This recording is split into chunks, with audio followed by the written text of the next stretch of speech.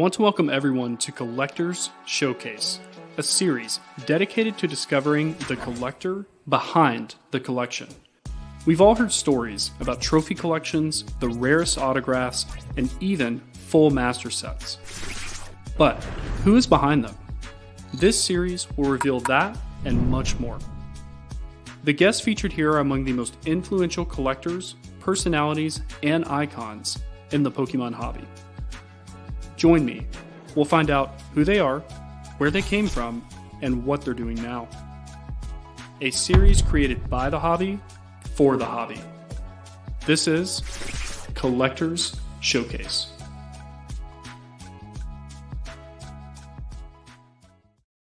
Welcome everybody to episode 6 of Collectors Showcase. Really excited to talk to these two guests that we have on today, or tonight. I guess I should be more specific. Very cool histories. You guys are going to learn a lot, as am I, when it comes to some of the true vintage people that have been in this hobby way back before any of the Boom or Logan Pauls or anyone like that. So without further ado, I want to introduce our first guest. One of the top competitors in the Pokemon World Championship starting in 2004.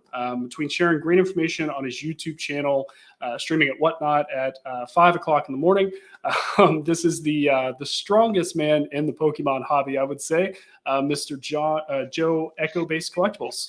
How are you, man? I'm good, Peak. How you doing? I'm good. Nice. Thank you. Thank you for having me on.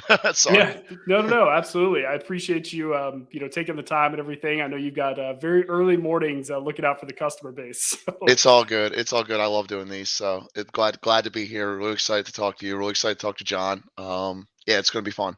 Yeah, this is a very unique pairing, and very excited to hear both your guys' takes on a lot of the history that you guys have gone through, and obviously kind of how you're engaged now, because you guys definitely took two different paths when it comes to at least what you're doing currently within the hobby. So, but that being said, I guess before we get started, kind of talking about questions and introducing John, if you want to maybe give kind of just a 2-minute spiel of who you are in the community, what you do in the hobby right now, just so anybody watching this back who doesn't happen to know you, which I'm sure is a very small list, they at least know kind of who you are. Yeah, we have a little bit of a crossover with our community. So my name is Joe Turner, Echo-based Collectables. So I got into the hobby back in 1998 with pretty much everyone else. Went to a local Toys R Us. Started out just buying the cards, just to collect the cards, because I actually started with the Game Boy game and just wanted a little, some character representations of my favorite characters. That quickly morphed into, shit, I gotta have them all. And so for a long time, I was a loner in high school. So 1998, I was a freshman in high school. So a little bit different than most people. But I was captain football team, captain wrestling team, but I was kind of an introvert too. So I remember I had all these cards, and I remember getting the 2-player starter deck with the CD-ROM and learning how to play on my own. And, I heard about Pokemon League, so I actually wanted to check it out and see if I could play the game, with everybody else. And I had all these cards. I was like, might as well try and use them like they're supposed to be used. And I'll never forget the first day I went, complete shock. I was getting my butt whipped by like 12-year-olds. It was, I thought I knew how to play, and I actually didn't. I mean, I knew how to play, but I didn't really know strategy, but I'm a very competitive person. So that made me go back home and really dive into how to play. I started to look up, more articles online. I could name drop a bunch of websites that were out at the time. I started buying every Pojo magazine, every Beckett magazine. I read every article I could. Quickly morphed into starting my own Pokemon League. We transitioned as I moved through college. I hooked up with Mike Martin, Pokepop, who John may know who he is too, which would actually be really cool because I don't run into many people who know who he is. But Mike ran a league out of Church in Cinnaminson, New Jersey, and that we kind of transitioned. So this was at a time. Right. So we used to go to the Wizards of the Coast store in the Morristown, New Jersey mall. That's where our primary league was. Wizards had their own store, and then that folded up. So then we were looking for a place to go. We didn't really have a place to go. This was kind of during the transition time between Nintendo and Wizards. So we ended up finding Mike's league which was close by for us, me and my group of friends. And that just morphed into Mike needing judges for all the local tournaments. I became really good friends with him and started the tournament organized with him. I was head judge for most of the East Coast Stadium Challenge events, regional level stuff.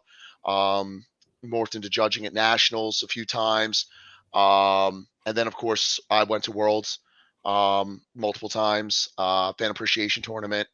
And then I got, long story short, went to college, got out of college, same group of friends, kind of transitioned into Magic the Gathering a little bit more.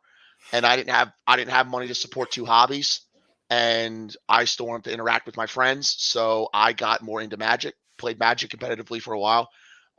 Never got rid of my collection, never got rid of it. And kind of just time capsuled it, put it in boxes.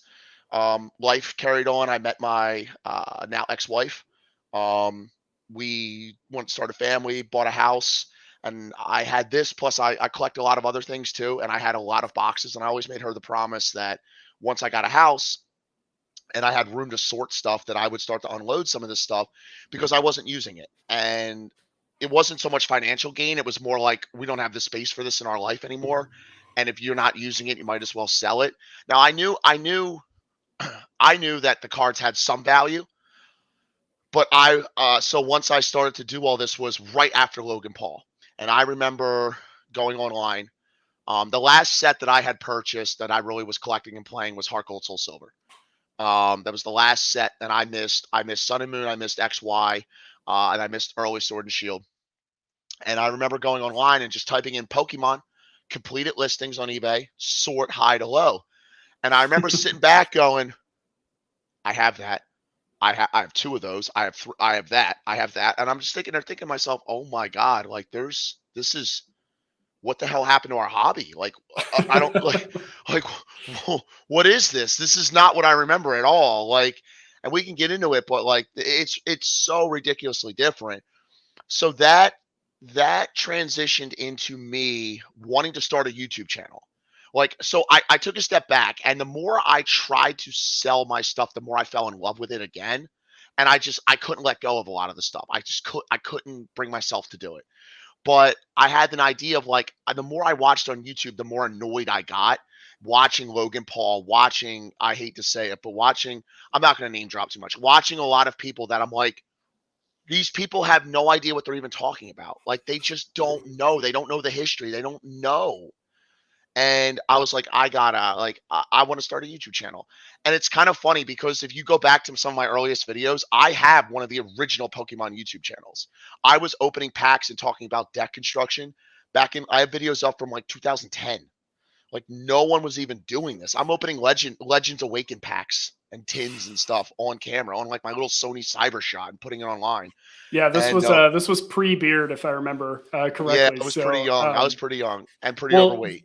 There's one thing, so especially talking about people not realizing kind of the history, and that's really one of the things that really made me excited about being able to talk to both of you guys, is being able to really just review that and kind of see almost the foundation from really where the hobby came from.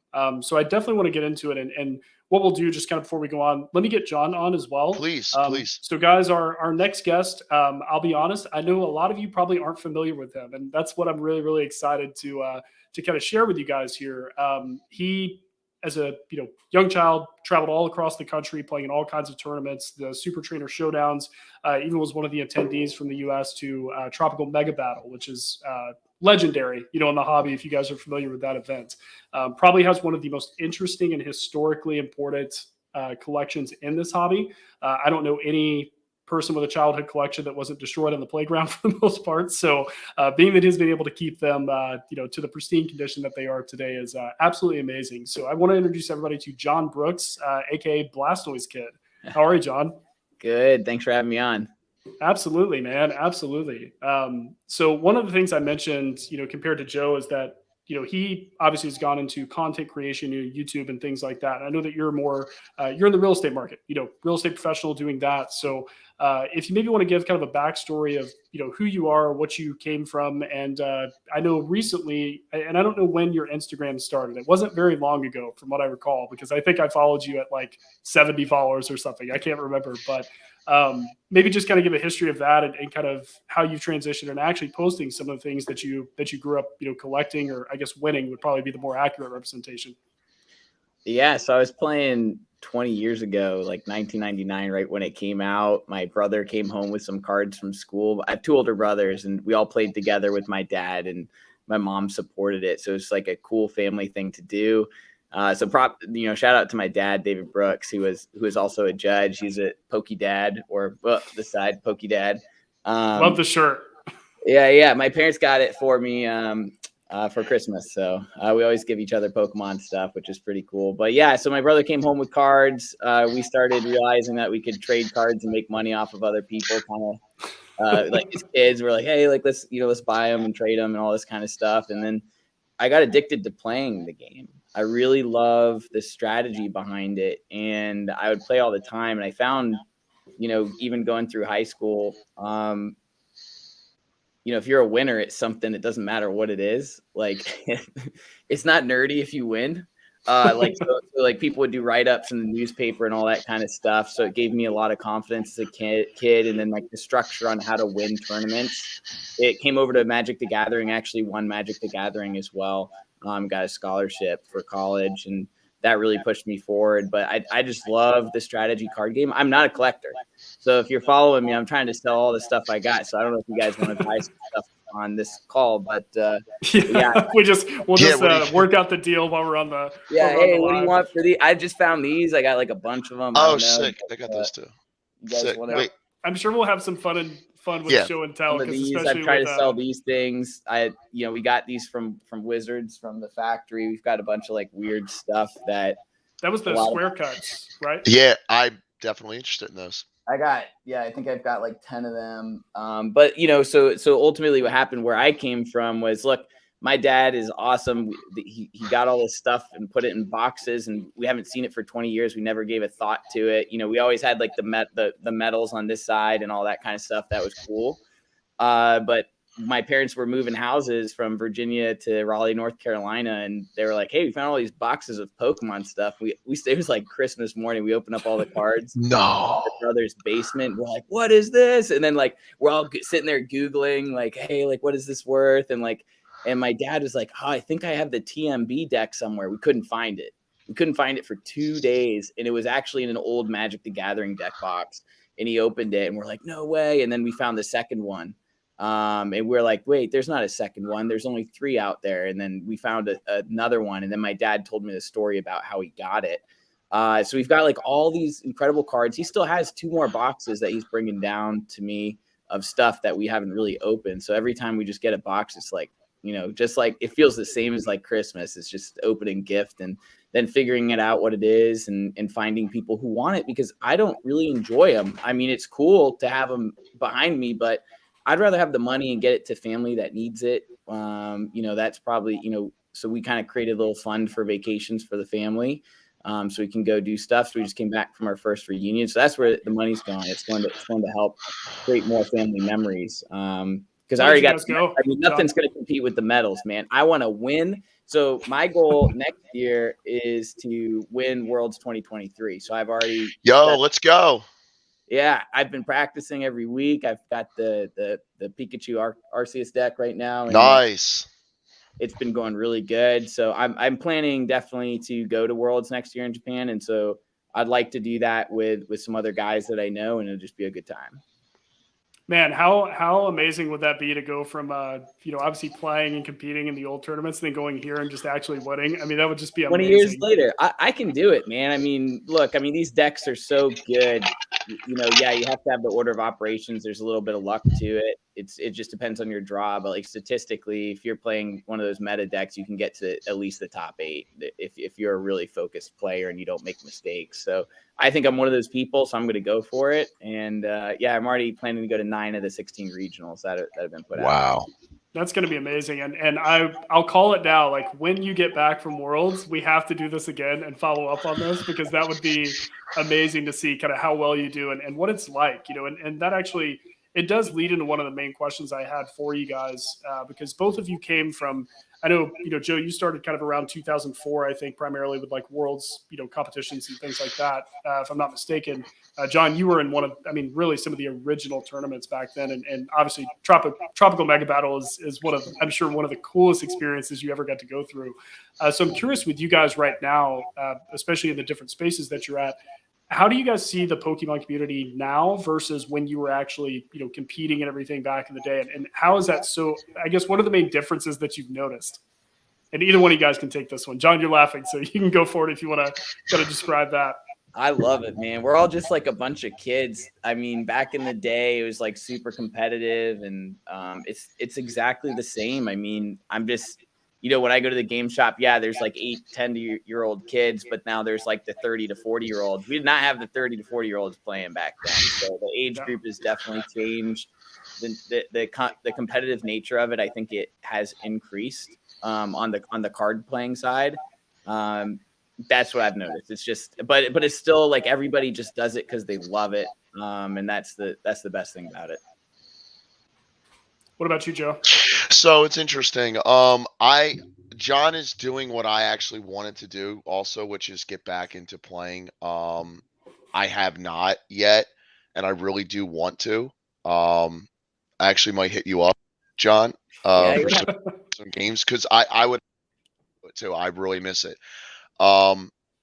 As far as the community that I've seen, I think we're getting better. I think we're getting back to what I'm used to. So my history on this deeply revolved around my friendships in the community and my core group of actual friends in real life.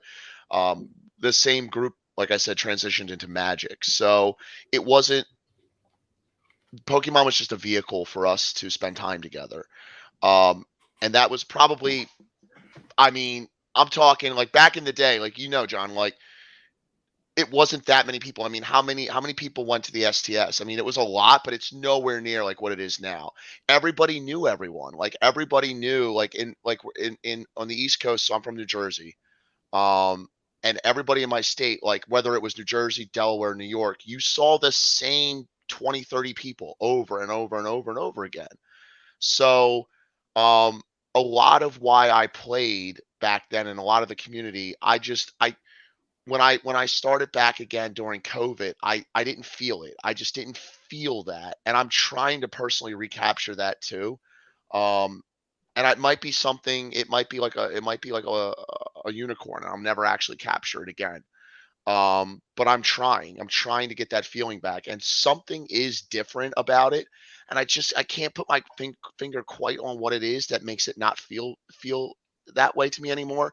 I don't know if it's just too commercialized. I think a lot of it has to do with social media, the proliferation of information, and how easily like cards get leaked instantly. And I just remember it was like, oh, a new set's coming out. And then it was like rumored. And it was like, well, what's going to be in this set? And it was like, speculation. And then you maybe get a leaked image or two. And then like, if you knew, you could get stuff from Japan, or you could hop on like PokeGym or like Zio or, like one of those sites. But like, you had to know what to do. Your average person was not doing that. It wasn't like you could just whip out Instagram and just, I open my phone and I see spoilers before I even want to anymore. It's just, it's not, there's not as like an aura of mystique around the game as there used to be. Like I'll never forget like when we got Neo Gen for the first time, and just how freaking excited me and my friends were to finally get Neo Gen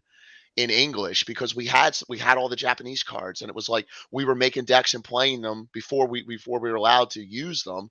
And it was just like the excitement over one set. And now we get like 5 sets a year, and there's so many cards. It's like nothing feels special to me anymore. Nothing feels like unique and special. It just feels like so manufactured and cookie cutter. And it's just, I don't know. Like I've been trying to find different ways to enjoy the cards the way I used to, different ways to binder up sets and look at cards. Cause I don't know about you, John, but like so I was alone, like I was explaining in the intro. Um I I didn't I spent a lot of my childhood by myself. So I still actually I have all my original decks. I never took them apart. But I just remember being in my room and I would flip through my binders to get deck ideas. And I just remember like putting together decks, play testing decks, like, oh, that's cool. I want to try that combo. And like, I never net decked anything. I liked coming up with my own original stuff. But I guess the point is that like, I'm trying to look through some of the modern binders to try and like relive that. And just, I cannot find a way to enjoy it the same way I used to. And maybe it's I have not gone back to League or played, and I haven't got into internet play. Like I'm really looking forward to the new app, so it could make scanning the code cards easier. I'm hoping that maybe that'll help a little bit. But I'm a family person now too. I'm getting married again. I have 2 stepkids. Time is very valuable. Time is very limited, and maybe that is part of it too. Like as adults, we have more obligations. When we were kids, we didn't have any obligations. You know, I mean, it was like, let's just go to Pokemon League on Saturday. Like nobody, no, you didn't really care. But time is so valuable these days that, and this may just be me. Other people out there may be, struggling with this too. Just allowing yourself to escape and allowing yourself to be a kid again, and just not worry about all the stuff you have to do, and just get caught up in just the pure enjoyment of the hobby and looking at your cards and building decks and playing with people and meeting friends. That is something I would love to be able to do again, and I'm trying to find a way to do it. But I think for me, that's one of the main differences between now versus back in the day. We're all adults. It's different. Yeah, nostalgia definitely hits a little bit different when it comes to the vintage older stuff. I mean, I can somewhat relate, even though I didn't compete. I played in like the Toys R Us leagues. That was probably the only reason I got up at 8 a.m. at like 10 years old. At that point. But yeah, being able to flip through a modern set or look at a modern set, it's not as exciting as it is to look back on the older cards, just to think, okay, I remember that. It's almost like you capture that excitement that you have when you first saw like a Raichu holo, or you pulled a holo in general. And it was like, this is amazing. And now, there's reverses, there's radiance, there's hollows, like there's a little bit of everything. So definitely a difference. John, you say you're not a collector. Not really, right? I just want to make money, man. I was like, let's go, right. Let's go to the store and trade a $1 card for a $15 card, and then get $10 to buy a pizza. Like that's. But from the competitive side of you, the player side, though, I'm more interested in because this is so like when a new set was released, like what was, when you were a kid growing up, what was the set that you looked forward to the most, that you knew was coming out, when you were like, oh my God, I can't wait for that? The fossil and jungle was like super. That was really cool. When you got those cards, probably Rockets. Yeah, Rockets hit different. It was just the dark Pokemon was the coolest thing ever. Sick. As a kid. Blew me away. Sick. Yeah. Yep. I was like, I have to use this card in a deck, and then I did, and then I won with it. With a That's deck. What was a dark Blastoise, I guess, that you won with? I mean, so this is actually one that was signed by Uyama at the TMB. That's awesome. It's dated by the TMB date. But yeah, this is a card that I won with. I've had Dark Blastoise and Steelix. So you get the Steelix up first and put the metal energies to block anybody's attack, and then you build up your bench, and that's how I beat Mindy. It actually came down to a coin flip, though. It wasn't anything to do with skill. We were both really good, and I flipped the right coin. So yeah, I enjoyed reading your backstory on the coin flip, because you lost one, I think, at the Tropical Mega Battle, and then you beat her through a coin flip. So it's kind of funny that it went both ways. Oh my gosh, the TMB. I mean, I sit down, you get a half deck that, first off, you never play with a half deck. It's supposed to be non-competitive play. I can't, there's translators. I'm like 12. What do I know? I just show up, and then they give me the deck, and I'm sitting against somebody else. I send out my first Pokemon. She goes first. She just starts flipping a coin. The coin rotates it's like 10 damage times the number of heads. I'm like, okay, that's like good luck. And then she did it again. Heads. I realized this girl across from me, she learned how to flip a coin so it'd do the perfect number of rotations to always land on heads.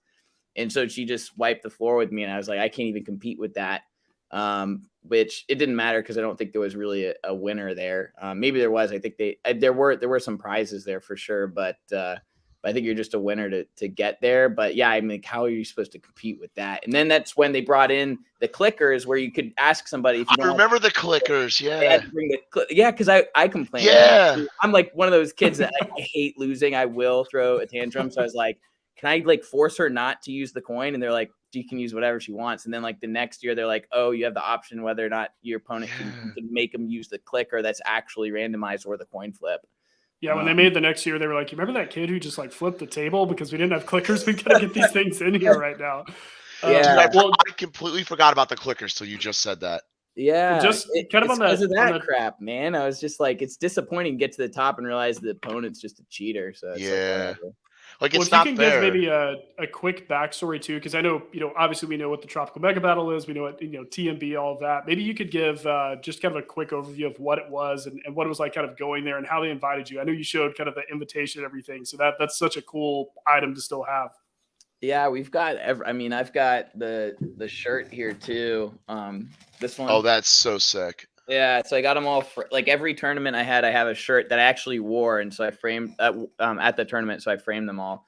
But yeah, so I won. You can see the medals behind me. Actually, I could. Oh, there's the other one. That one's from 2000. I won first place in 2000, and then in 2000, I should have been invited to the 2001 TMB, but my dad didn't register me for the point system. Because we didn't know it existed. I would have gone because I won first. And then the next year they had 2 STSs. And the first one I got silver and bronze, I believe. I don't have complete memory here. And then I saved the first place for last, because if you win first, you can't play in the other tournaments. So I purposefully was not going to try to get first on the first day, because then you couldn't play anymore. I wanted to continue playing. If my memory serves me right. So I ended up getting all 3 of the medals from 2001 in that one year. And then my dad did register me that year. So that way I got points so I could go to the TMB for 2002, which was the last TMB before they started calling it Worlds. And that was just an incredible experience. They flew us out. Me and my dad, we went out, saw Pearl Harbor and just did our thing and stayed at the hotel. And then my dad, one of the nights, he suggested to the judge, he's like, what about all the parents? We all play too. Can we have a parents tournament? He was also trying to win. We see where it comes from now. Yeah. So, but he did not win. He came in actually 4th place. And this is from his memory, right? So I can't say like any of these facts are like perfect that I'm remembering here, but it was like 20 years ago. But he was saying that, yeah, they actually they set up a parents tournament and he didn't win. He came in 4th, and the first person to, they had all these prizes for the parents tournament. And he just picked the one that was like in a plastic wrap bag, cause he was just like, yeah, they can have all the cool stuff. Like, we've got a lot of cool stuff already. That ended up being the 4th TMB deck. That Yo, rated deck. Yeah. That's crazy. So when we found that second one, he's like, yeah, that's the one from the parents tournament. And we were like, no, there's no parents tournament. We looked it up online, all that stuff. He's like, yeah, like the morning they said, come at like 5:30 to this room and we'll have the parents tournament. And I was like, no way. So yeah, that's how it happened. And so that's how we got 2 of the TMB decks. So there's actually 4 out there, and we had 2 of them. Crazy. So I've never heard that before, ever. I don't know if that's posted anywhere, if people have talked about that prior to yourself, since, obviously it's firsthand experience with you, but what were the other prizes? Did they just get cool shirts and then your dad just rocks the entire deck? I mean, that's amazing. It was like pre-cut card. It was like the sheets of cards, I think, was one of the prizes. I don't know. They gave away like some cool stuff. He also recommended at one of the tournaments that I go to that I actually came in 2nd place at. He recommended that they get that the winner get a drawing from one of the illustrators, like an original drawing, and that came in 2nd in that one. So my dad was like, oh, like, because he was trying to get me to get the drawing, because he knows, his dad was kind of collected and my mom's dad collected, so they know like, hey, if you store this stuff away for 20 years, it might be worth something. And Wow. it absolutely was true. But I'm happy with the medals, man. I mean, that's something no one else has. I even have my name tag. I mean, That's cool. Here's my name tag. It actually says 2002 on it. I saw mine somewhere. Which that's so awesome. Yeah. And, you know, that's one of the things that, you know, after looking through kind of everything that you've posted and kind of your backstory and everything like that, you know, especially with your dad, I mean, and you guys, I guess I'll call it kind of the Brooks Brothers dynasty, because I mean, you guys really just ran these tournaments. And actually, Joe, the one thing John had mentioned, that the Super Trainer Showdown you did was actually in New Jersey, if I'm not mistaken, right, in 2000? Yeah, that was me. Yeah. That's the top medal. And then, so do you know Mike Boozer? I do. I know him quite well. Yes, I've met him at Worlds a couple times. Yes. MTM. I need to get his contact info, because he freaking wrote all over my first edition shit, and it's like, oh my god. So, yeah, I have some signed cards by Mike. I have, all my cards are signed. So you can confirm this because you're one of the only other people that's probably seen the pre-release Raichu, then, right? Oh, he said it did not exist. It does. He showed it to us at Worlds. He said to us back then it does not exist. But I think he was, you know, he was totally joshing you. Yeah, at Worlds 04, he popped it out. He had his binder. He had a bunch of cool stuff so there. I want to go. We have so many pictures with Mike. Mike hooked us up. He gave us the tour of Wizards of the Coast. That's where we got a bunch of our cards from. He hooked us. He's such a nice guy. Really loved my dad and him were like really good friends. And so is he still hanging around the Pokemon? I haven't talked to him in like 6 years. I haven't talked to him in a long time. I tried to find him on the message boards and everything. Yeah, so if somebody listening has his contact info, get in touch. I can get it for you. I can get it for you, because you know Mike Martin, Pokepop? That sounds really familiar. He's on Team Compendium. He was on the rules team. So he ran Pokegym. Then my dad probably knows it, because my dad wrote so many things. Your dad does know him, yeah. Big Daddy Snorlax and Yep. So Mike Martin, holy cow. I got all those cards signed by them too. It's some great cards. Mike knows Mike, so I can probably get Mike B's contact info from Mike. I haven't talked to Mike in a while. Mike Martin is the one who runs the gym, the league that I go to. He's the one. He's the TO who I would head judge for all the time.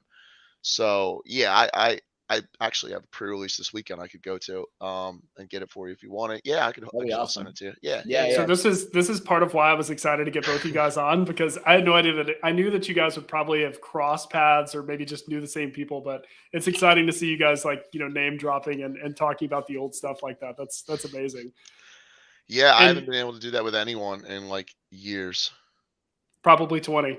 Yeah. TM, man. Let's see who else I have. I got like almost all the players. I have all the winners of the tournament. I have their signed cards. Do you have Jason K? Oh, dude, really? Dude, I haven't seen Jason forever. I think I have at least signed cards. Just got so much stuff. Still working through it. Here's like a table of just Pokemon stuff. Oh, sick. Yeah. If anybody wants to buy some legendary packs, I got 16 of them. I'm interested in like whatever you have that's like. It's pretty cool. That's cool. Lances. That's cool. Is that the Japanese one? Yeah. I found some like Lucky Stadiums in like a computer error, but I think it's not the promo one. Does it have a red or a white R in the bottom? Red. It's red. That's the regular Korokoro one. Yeah, it's too bad. But I got like I found these. Like that's cool. I have some of those sealed still. Dude, that's awesome. I got this signed at TMB. Who signed it? The guy, Imakuni. Yeah, Imakuni. Yeah. That's one of my favorite personality illustrators. That's awesome.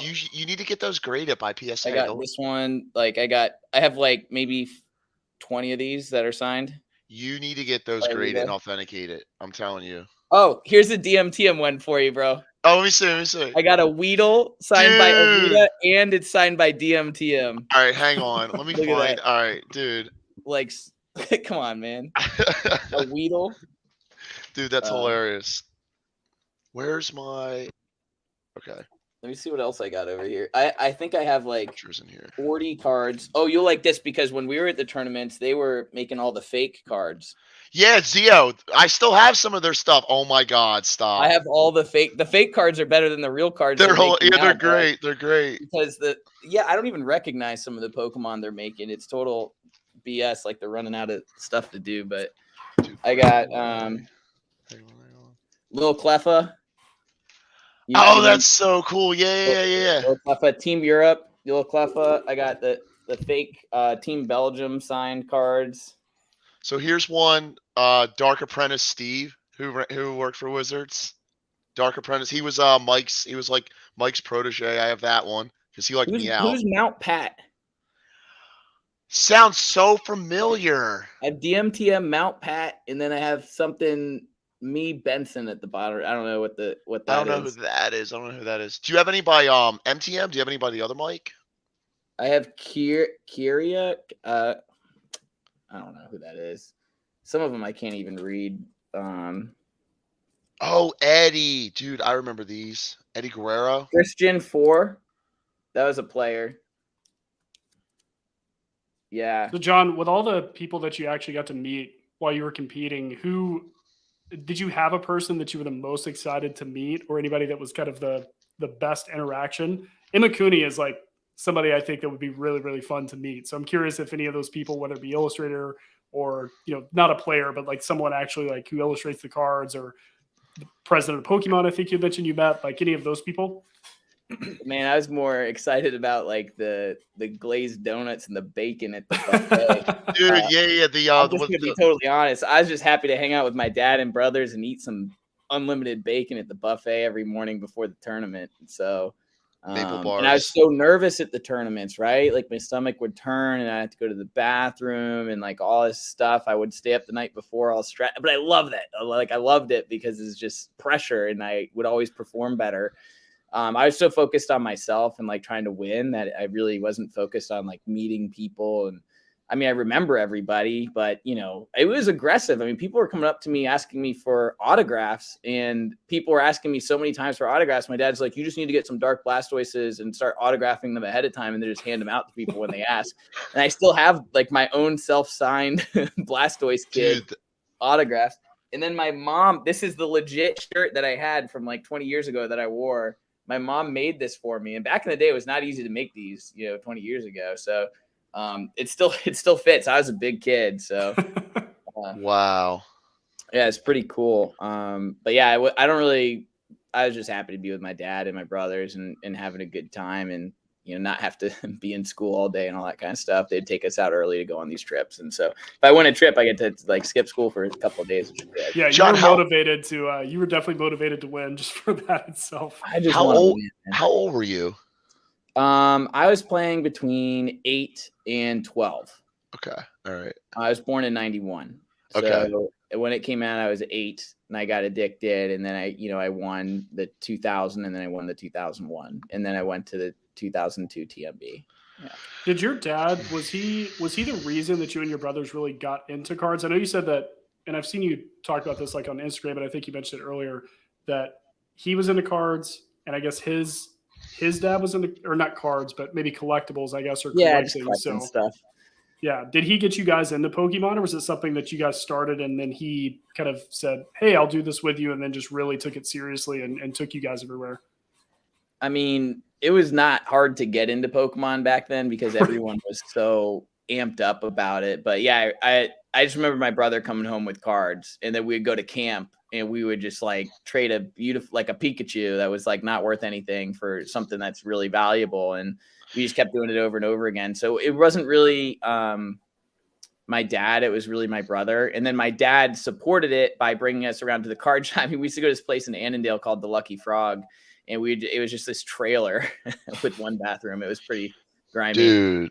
We'd play like Counter-Strike in between games and stuff like that. You had to pay to use the computer. And Counter-Strike, I played that competitively in college too. Yeah. So we would just hang out there for the entire Sunday, or entire Saturday, and just play for like 12 hours. And all of our friends were there and my brothers were there. It's just a way to give my mom a break. She would just stay home. We'd just go out with my dad. We'd go to Fuddruckers across the street and get like cheese fries. And so, there wasn't a person that I was really excited to meet. It was always about playing and hanging out with the family.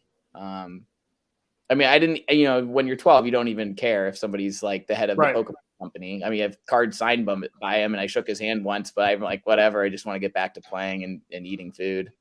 So that's kind of one of the things that I found, at least with your story, like so interesting, is that you really have like kind of captured the nostalgia of what like the best parts of our childhood was. It's like, you weren't as concerned about collecting, which is great. You just really liked playing with the cards. Didn't even care. No. And that's something I've talked to more than a few competitors from mainly Worlds tournaments, early Worlds tournaments, and yeah, they're not collectors. They just like playing the game. They like collectors for obvious reasons. Jon, hit me up. I'm serious. I'll buy your stuff. Hit me up. My kids are going to come up here and start playing with it. There's going to be an expensive card that they're going to mess up. I think about it every day because we're just hanging out here. So I'm trying to get Dad, legendary. They just open all of them. I might open. So here's the, I love ripping packs. I mean, so here's what happened. Like when my dad brought all this stuff down, it was July last year. Or I think it's like a year and a half ago. We sent it. We looked through everything. We saw it was valuable. We sent it to Heritage Auctions. We're like, okay, let's get our money out of this thing. It was a good time to do that, obviously. And then I was like, you know what? Like I should get back into the hobby, like the strategy card game. So I've just been playing the last 3 months, and that's where the Blastoise Kid Instagram. I'm like, look, I'm gonna document my journey of like 20 years later, like going back to Worlds and trying again to become the world champion. And so that's the way that I see it. And it would be like, what a cool story. And then my wife was going to learn how to do it. So I was going to teach her how to be the Pokemon champion, but we're going to get pregnant and we have some personal stuff we'd prefer to do on that side. So she's not as dedicated as I am, but she definitely has given me permission and will support me in going to Japan and all that kind of stuff, which is cool. Well, again, I'm so thankful I get to at least be a part of this, documenting this journey, because that is one thing that your Instagram kind of came out of nowhere. I can't even remember how I found it. It was something that you posted. It was probably something related to Tropical Mega Battle. I think it was the photo album maybe. And I saw that and was like, wait a second.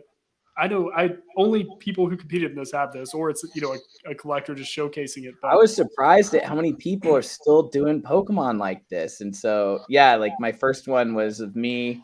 At the tournament, there's there's the other players. I was like posting everything that I have. We're getting tours of the factory. So it's my brother looking at all the cards that they had, and I'm just trying to share. Here's the TMB rare cards and that TMB deck, and it's just cool to share, and it's cool to see all the people that have the nostalgia as well. A lot of people trying to buy stuff, which is cool, but the prices that they want to buy it at are like insanely low, which I get. I don't want them, but I also want to get the highest price for my family because we're gonna split the pot and that kind of stuff with these trips that we go on. So I do look at the market value for what it is, and then try to figure it out from there.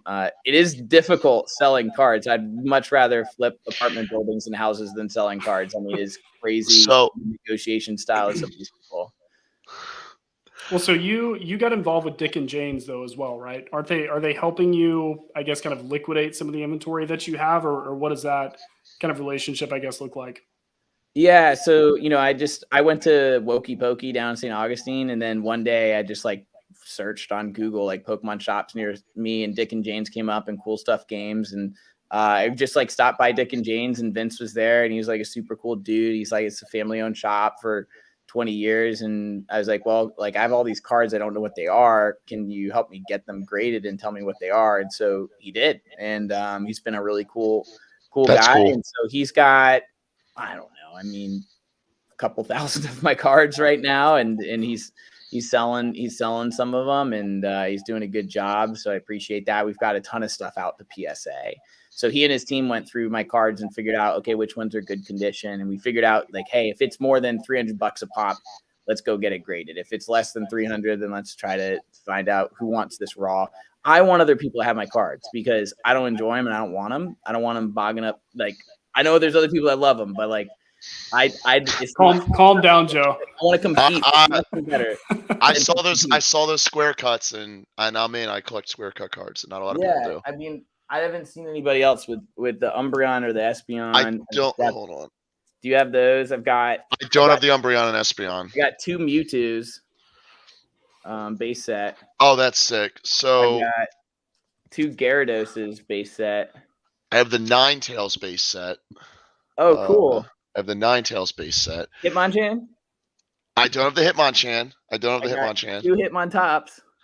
Yeah, I do have the Hitmontops. And Tyranitar randomly. I want the Tyranitar. But then I have these are cool. The coolest. These are from I have a Tyranitar too, but these are from Stormfront. But they're half square cut, half round. Oh, weird. So, they're different. They're half square, half round. But like, that's the sort of. I have an Alakazam too. One. So this one was an 8.5. It was an 8.5 CGC, and we broke it and sent it to PSA and got an 8. We're like, damn it, because we want to sell it, so we might just have to break it again and send it back because I think it's definitely a 9. So you might get. So when did you grade it with CGC? What month?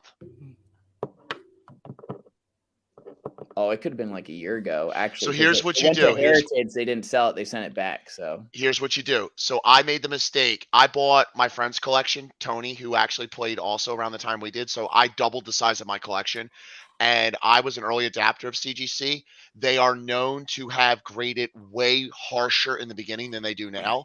So if you crack that and send it back, and elect to get subgrades, you might pop a higher grade on that. Okay. So I would definitely send it back if you want to. I want to maximize it, so I want to get the highest. Here you go. Here's what you do. There's a guy on YouTube. His name's the Green Shiz. Part of what he does. He's a funny dude. Look him up. Part of what he does. You know what I'm talking about, Peak, right? Shiz. Part of what he does for his business is he optimizes slabs. So he knows. For instance, CGC grades way easier on surface than they do on centering. PSA is harsher on surface than centering. He will literally go through auctions with high-res photos. He'll buy CGC 8s that he knows will convert to PSA 9s, and he'll do vice versa. He'll buy PSA 7s that he just cracked out. He just bought off Heritage a base first Charizard. He bought a PSA 6, PSA 6, and cracked it and got a CGC 8 out of it. So he is better with analyzing photos but if you can send him high res of that Charizard, he will probably within a fraction of like 90%, 95% be able to tell you, yeah, you should send that back. Yeah, so it's worth a message to him. Because I got all these other Charizards, they're like Chinese. I don't know. That's still cool as shit, man. That's so cool. They're all 8. I was gonna say I saw your photo with the first edition stamp, and at first I was like, "There's no way he just pulled out like 8 first shadowless." Like, but no, you were like, "Wish these were English." Yeah. Yeah, my bad. So who knows what we have in these other boxes that my dad has, and that's like what's so exciting is just like he's got this huge poster. A Pokemon banner, and I understand. I saw it on your Instagram. That's sick. That's awesome. Yeah, and so I think he's got some other stuff too. We've got other posters. I've actually have a poster of my deck that I'm staring at over here too. It's just a deck poster with all the winners decks and all that kind of stuff. Can we see it? Can you flip that? Yeah, around? And I actually tracked down the other guy, Joe. His name's Joe too, and I sent him one. I've got 2 of them because I was like, look, Champion's got to have. Yeah, that's cool of you, man. That's awesome. So yeah, this is the poster, and on the poster it has all the winners decks. Oh shit, that's so cool. And so yeah, it's Paul Lemancusa. He's a cool dude. He's up in Virginia. So I tracked him down on Facebook and sent him a copy of the That's poster. That's awesome, man. That's really cool. And let me show you guys one more thing. Feel free to show us as much as you'd like. This is the picture that they sent us. Yeah. It's really cool. I got a picture of me and Mindy playing over here too. The coin flip moment right there. Oh, that's the moment when it happened? God. Yeah, there's me. I couldn't wear underwear, so I had to wear swim trunks. So those are swim trunks. And then I had a rat tail with glasses. I was awesome. He was Man, rocking he's the so Blastoise cool. water type. He had to be ready with the trunks. That's immediately what I thought. Yeah, and then here's the Belgium player, Jeremy, and Yo, him, I remember him. Yeah. The Belgian yeah, player. he signed it for me too. Like, so we got and like what's cool about these photos, we got every player to sign. Dude. And, you know, my parents were really cool about that kind of stuff. So we've got a lot of great memories. I've got tons of more Pokemon stuff. This is why I'm trying to sell it. Like, look, it's just sitting there. We got tons of Magic cards too. I don't know if those are valuable. We got like 2 boxes of What Magic set? Harry Potter cards. You know what sets? I don't know. Like some of the older stuff. I don't know what these are. The ones you play with, Joe. That was what was going through his brain when he had them. Probably Birds of Paradise. That looks like. I don't know what this one is. I don't know. They kind of look old. That Dingin? No, it's not. Maharani Jin. Yeah, it's a Jin. Obviously, it's a genie. Baseball cards. We've got just everything. We just saved everything. So let me show you one more thing, which is my favorite. I actually like the T-shirts more than the cards. I still have my STS T-shirts. Yeah, it's art, man. It's art. It's so cool. You got the competitor. Nice. Yeah. I got the Super Trainer Showdown. Dude, do you have the one with the Houndoom on it with the Neo Discovery STS shirt? Yo, there it is. That's so cool. Oh my God. I wore all of these shirts. That's sick.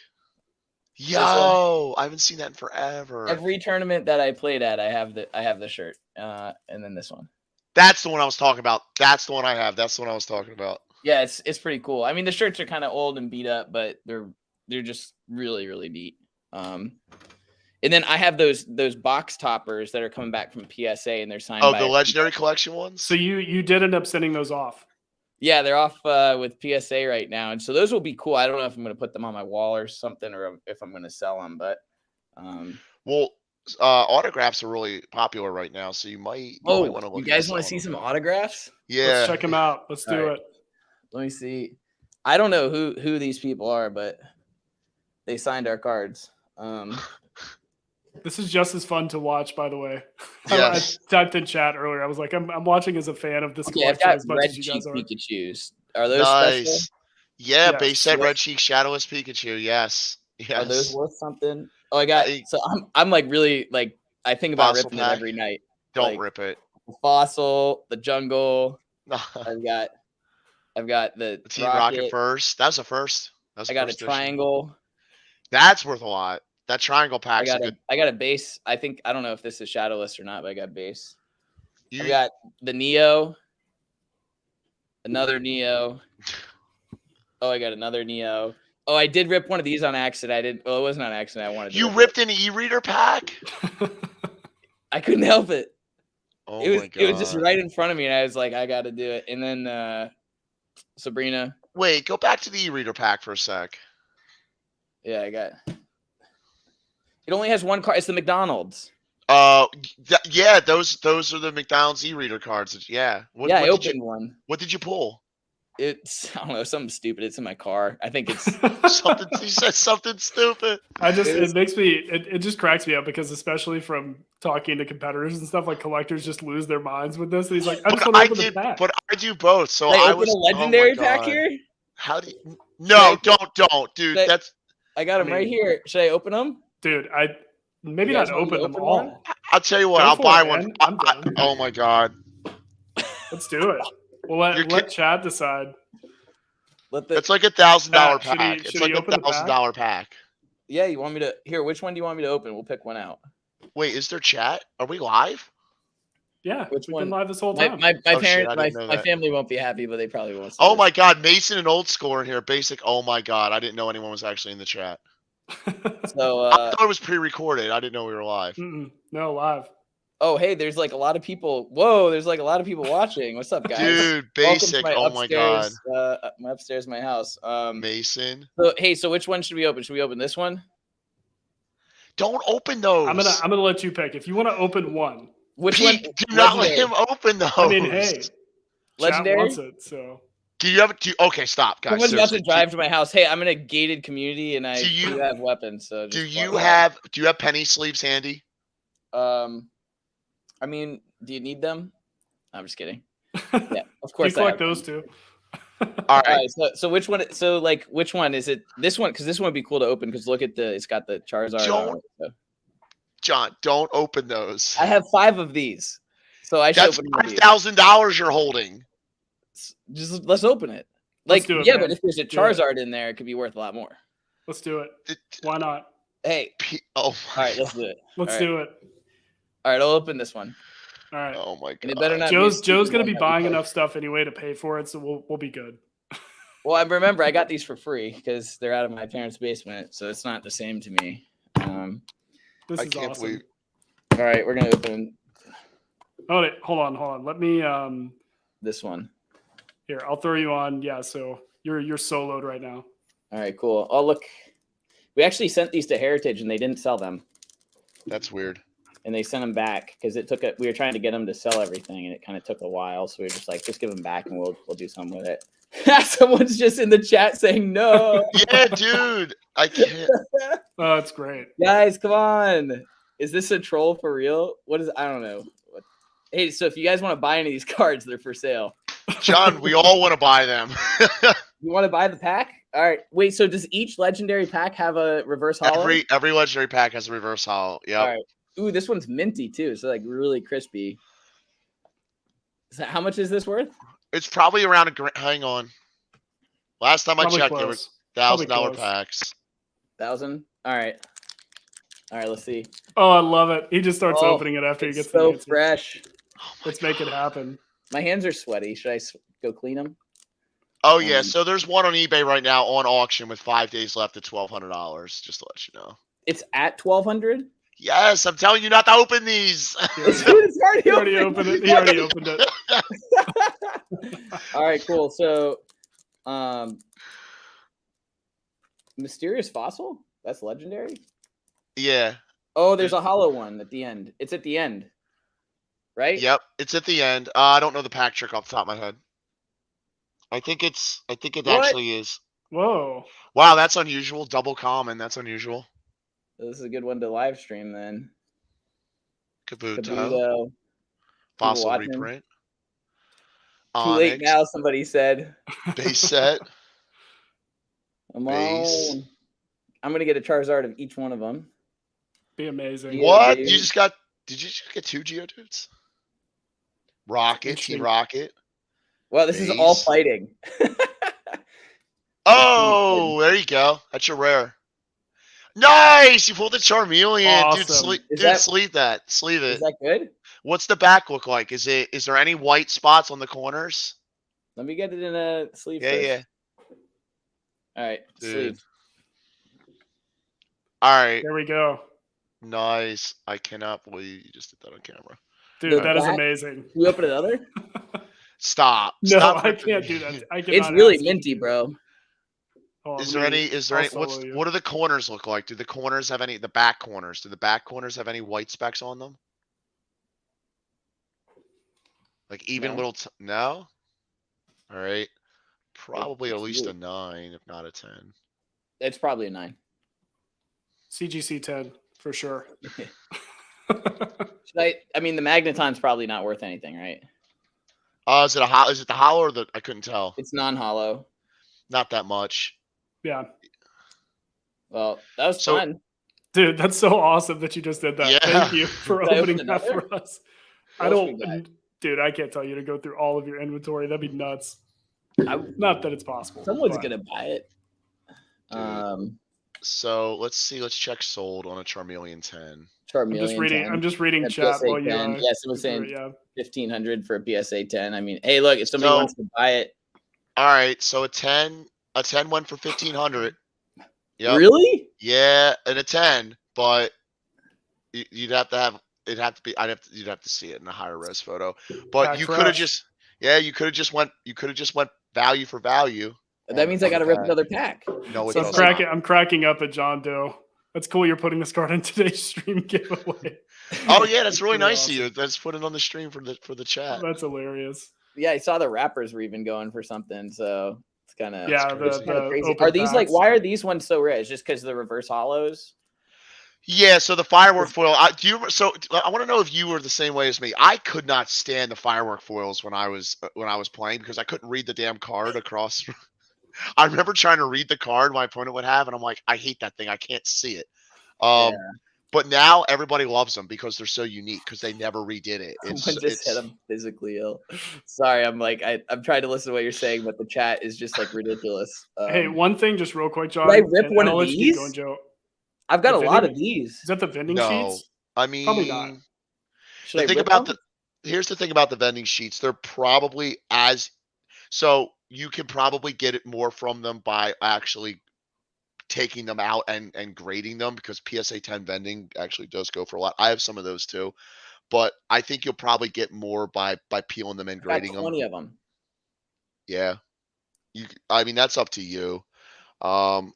So, John, Mason Berry, this guy right here, he's Please. Card and All Gaming. Yeah, the guy's like, please stop. So he owns 2 card shops actually in Kentucky. He was actually commenting about your Magic cards, like knowing what they are and everything. So I'll connect you with him after we get off here because he could probably give you some information as well if you wanted somebody to just kind of look at some things because he's kind of seen it all at this point. Yeah, I've got tons of old Magic cards. I was playing it like back in the Psychotog days, if that gives you any idea, like angels and goblins and that kind of stuff. But yeah. Same You one. got a bunch of them too. Then they can't be worth that much if we we definitely got to rip them. You rip one and I'll rip one. I think I have the complete set, so I don't really want to. Oh, you can tell which ones they are. It's not random. Yeah, I bought this as a It's so complete boring. set. So I think there is a way to tell. I just don't remember how. But I remember when I bought this on eBay, it was a complete set.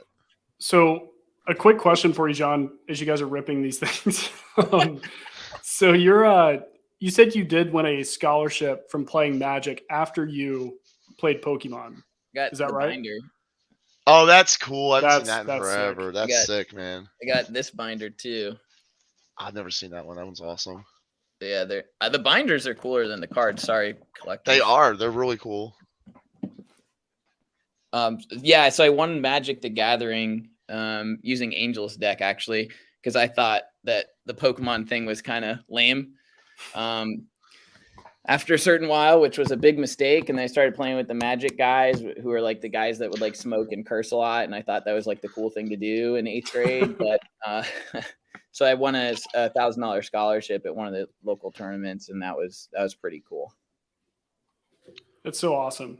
Yeah, to be able to transition from Pokemon to Magic and still be able to win things. I mean, that's pretty awesome. The skill you use to win a Pokemon game is the same that you win at like the real estate game. It all transfers over. It's the same skill set, being able to predict what the future player is going to do and how they're going to move and what their most valuable piece of their puzzle is, and then go knock that out first and thinking 3 steps ahead. I mean, it's absolutely incredible. That's why I really want my kids to learn strategy card games. I don't really care which ones. It would be cool if it was Pokemon, but yeah, they need to learn strategy. Did you ever play chess? Never got it. I like card games. I know. Did you ever transition to poker at all? Yeah, I've played poker. Yeah. Yeah. Not as good, but it's definitely fun. Yeah, because I did that. I went from chess to Pokemon to Magic, like you, and then I tried poker too. But I know some people. The reason I ask is that I know some people that high level like you were. Like you're a champion. Me and you are not the same. But I do know some other champions from Pokemon that did the transition to World Series of Poker and were quite successful. Their skills, being able to read your opponent across the table, the skills translated really well, and they were really successful at poker. So I was just wondering if you ever tried it. Yeah, it'd be great if he came back and was like, "Well, I did win, World Poker Tour, the youth league, and, just casually." I probably will go to World Poker Tour in the next 2 years, but you don't really want to go to World Poker Tour. It's really competitive. Like part of being a player is like picking the right table to play at. So right. All the best players go there. So if I'm looking at regionals and I want to go to Worlds, I'm trying to go to the ones with the worst players. And try to, I'm like, I don't want to go to Orlando. Apparently that's where all the like great players are. And to go to like some of the areas that don't have good players and just climb the ladder that way. I mean, it's just, again, it's strategy. So John, please, I would love to play a couple matches. I would love to play a couple games with you. Yeah. Yeah, I'm learning. I mean, these cards don't even look like Pokemon. I mean, it's no, crazy, they don't. It's still fun. It's still fun to play. They have like weird rules, like you can't attack first turn, and Yep, it's just that's like you can't play a trainer first turn. And if you paralyze someone, their abilities still work. I learned that one last night and lost. Oh, that's a new one on me. I didn't even know that. Yeah, I was like, what? And the guy I was playing against was an actual like judge. I was like Googling. I was like, that's bull. Like he's like, no, man, I make these rules. No, I do this like, all day. So yeah. So a couple of chat questions actually came through that I guess I do want to jump into these because this is great. G1T Landon, I think he's referring to you, John. He said, did you ever play Yu-Gi-Oh? No, Yu-Gi-Oh and Harry Potter I never got into. It was always Magic and Pokemon. This is classic Mason. Imagine if he would have gotten into Yu-Gi-Oh, would have thought not bathing was cool. He's not a huge fan of Yu-Gi-Oh players in his shop. Pokey and Fun said, did you already sell those first edition boxes on your IG? Yeah, so we took up pictures of everything that we've been selling. So some of it we have sold. We did sell the first edition French boxes, and they sold really good prices at Heritage Auction. We were very happy with it, and that was about 8 months ago. So we don't have any boxes left. All we have left are these packs, and then whatever my dad has in the last 2 boxes that he had. And who knows what I don't even think he's opened them. He told me. I'm like, how do you not open them? Like, you should be like ripping through that stuff and just like me, like ripping packs or whatever. Yeah, it's got to be one of the more fun mystery boxes to open every time he comes by and just brings it. So yeah. So I think he's coming down in a couple months, and he'll bring it down, and we'll just sit and open it together. That's awesome. So awesome. Basic Trainer said, what do you think about MetaZoo? And are you aware of what MetaZoo is? I don't care what MetaZoo is. I'm a Pokemon player. Sorry, MetaZoo people. I'll just stick to Pokemon. I love the clip. We should clip that. I don't care about MetaZoo. I'm a Pokemon player. I came to compete. I don't want to collect. I want to win tournaments. Did you play, besides Magic and Pokemon, have you tried any other TCGs just for fun? Like just to play them as card games? No? No. All right. No. Trying to find somebody else who's played Score DBZ. And then I evolved into like Warcraft 3, Frozen Throne, and StarCraft and Halo, and then God, yeah, I'm back at Pokemon. I guess I'm like, it's hard to live your life when you peaked when you were 12. So you just go back and peak again in Pokemon. Yeah, like no matter what I do, I'm never gonna get the high that I had when I was traveling to worlds and with my dad. Like it's just so cool. You can do it again though, man. You're gonna do it again. You're gonna go to Worlds again. Yeah, I mean, and my dad's actually we're gonna go play together at a local shop. That's cool. Later, so we're gonna go see if we can whip some more butts. That's cool, man. So John Doe said, favorite non-competitive card as a kid. Non-competitive? Why would you want to play like a non-competitive card? That doesn't even translate to me. Maybe he's asking like if you had a card art or a certain Blastoise. Pokemon that you really liked. any Blastoise. Yeah, I'm Blastoise kid. That's the best card, but it is a competitive card. So maybe Dark Blastoise being the Dark Blastoise is really good. That card's broken. So Pokenomics. I'd be interested in some random old memorabilia from those early tournaments. So he did give us a great show and tell earlier, Jake. I'm not sure if you were in here, but all the shirts. So I'm going to shout Jake for a sec. John, hit up Jake from Pokenomics. He's a really good guy. He will probably, if you're really looking to move a lot of this stuff, Jake has the ability to get it at value that you're probably wanting to release it at. And he's ultimately, that's sick. Jake wants to start a museum of sorts someday. So if you care at all about it going into a good hands of somebody in the community, I would vouch for Jake to be able to get some of your stuff and keep it and treat it well, and it would not be lost. You know what I mean? Like the community might be able to enjoy it someday too. Is that the 2000 Pikachu binder? Yeah, I've got like 3 or 4 of each of those. I don't know what this is. It's like an old Rockets thing. It's pretty cool. Oh, I have the same one, dude. You're the only other one. That's W stamped Dark Arbok in that. I have the same one. Yeah. Let's see what else I got. I just have like boxes of stuff This is like the MTV Cribs of Pokemon collections. Like Storage Wars. Yeah, right. Here. Well, so here's the Hawaii. This is the Hawaii tour, and they'd give you the picture in this. But I already took the picture out of the frame and posted it. But here's one that people might be interested in, huh? It's The like, photo yeah, I have this. Let's see what else I have. I actually have all the invitations. Like this is, I'm literally in my closet. My wife probably thinks I'm crazy. Just like going through boxes here. Let's see what else we got. I have the invitations to all the events in one of these boxes. And it's pretty neat because I even have like FedEx packages with like the Wizards. Oh, here, it might be here. Need a place to put all this stuff. Should I rip another pack? No. I keep seeing them. And I'm not making the decision. I'll let you do whatever you'd like. I mean, what's the worst that can happen? Oh my god.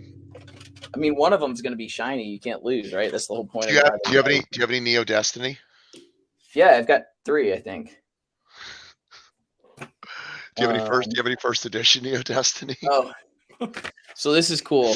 It's the FedEx package. My parents kept everything. Wizards of the Coast. There you go. That's cool. Jonathan Brooks. That's where I grew up and all that kind of stuff. And then inside of it, we've actually got some stuff we've been talking with. Can't remember his name, but we're documenting it. So here's the actual package for the invite to the STS in 2000. Wow. That's awesome. In Secaucus, New Jersey. Yep. So I've got like the invite here, and then I've got the actual playbook. Damn. From the freaking FedEx package. I mean, this is like how crazy awesome it is. And then the release of liability for them as well. So I think I've got this and a couple of other ones. People care to see it, but just so people know it's out there. Watching chat right now, they're pretty excited about just about everything you're showing. So apologies to your DM inbox, because I'm sure after this current live and when it goes, posted. Cool. No kidding. Bilingual Executor. Nice pull. Yeah. I don't know if these are worth anything, but I guess they're just like promos. Was that Korokoro Togepi? Couldn't tell. Glossy. You got it. So I have like the pre-packs of these. I've got like 100 of them. I saw those on your Instagram. I had a bunch of those too. Do you still have more of those left? Apparently people like to buy them for like $20 to put in their decks or whatever, and I've got like hundreds of them. You could probably get about 8. I've been selling them about $8-9 a piece for the last 2 years. Yeah, I mean, yeah. So they're over. If somebody wants to buy like these ones, they're over at Dick and Jane's. Oh, Here's cool. another guy for you, old school Pokemon. He says, you got to stop showing stuff. I'm getting 0 work done right now. Do you anyone have know who this is? Is that a player? Or is that a... I don't know who that is. Noko? Noko. So, John, Aesthetic Chimp, Cole? I think maybe I think he's coming to Jacksonville tomorrow to go meet with Vince, but... Okay, because I had him on the channel, actually. And that's signed by somebody. Yeah, some Japanese kid probably of some sort. No, this is an old version of the Akabane. I don't know. I don't know what that is. He's an illustrator. Oh, look at this! It's a pre-release Clefable. Yo, stop! Turn that around. Yo, Basic's about to flip his wig. I've got. Holy crap! How many of those? Oh, hold on. How many of those pre-release Clefables do you have?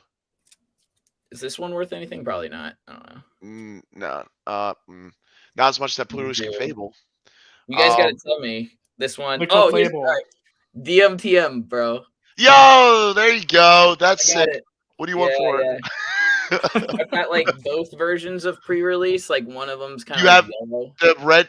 That's very rare. You have the brown stamp and the gold stamp. Oh, and those the green stamp.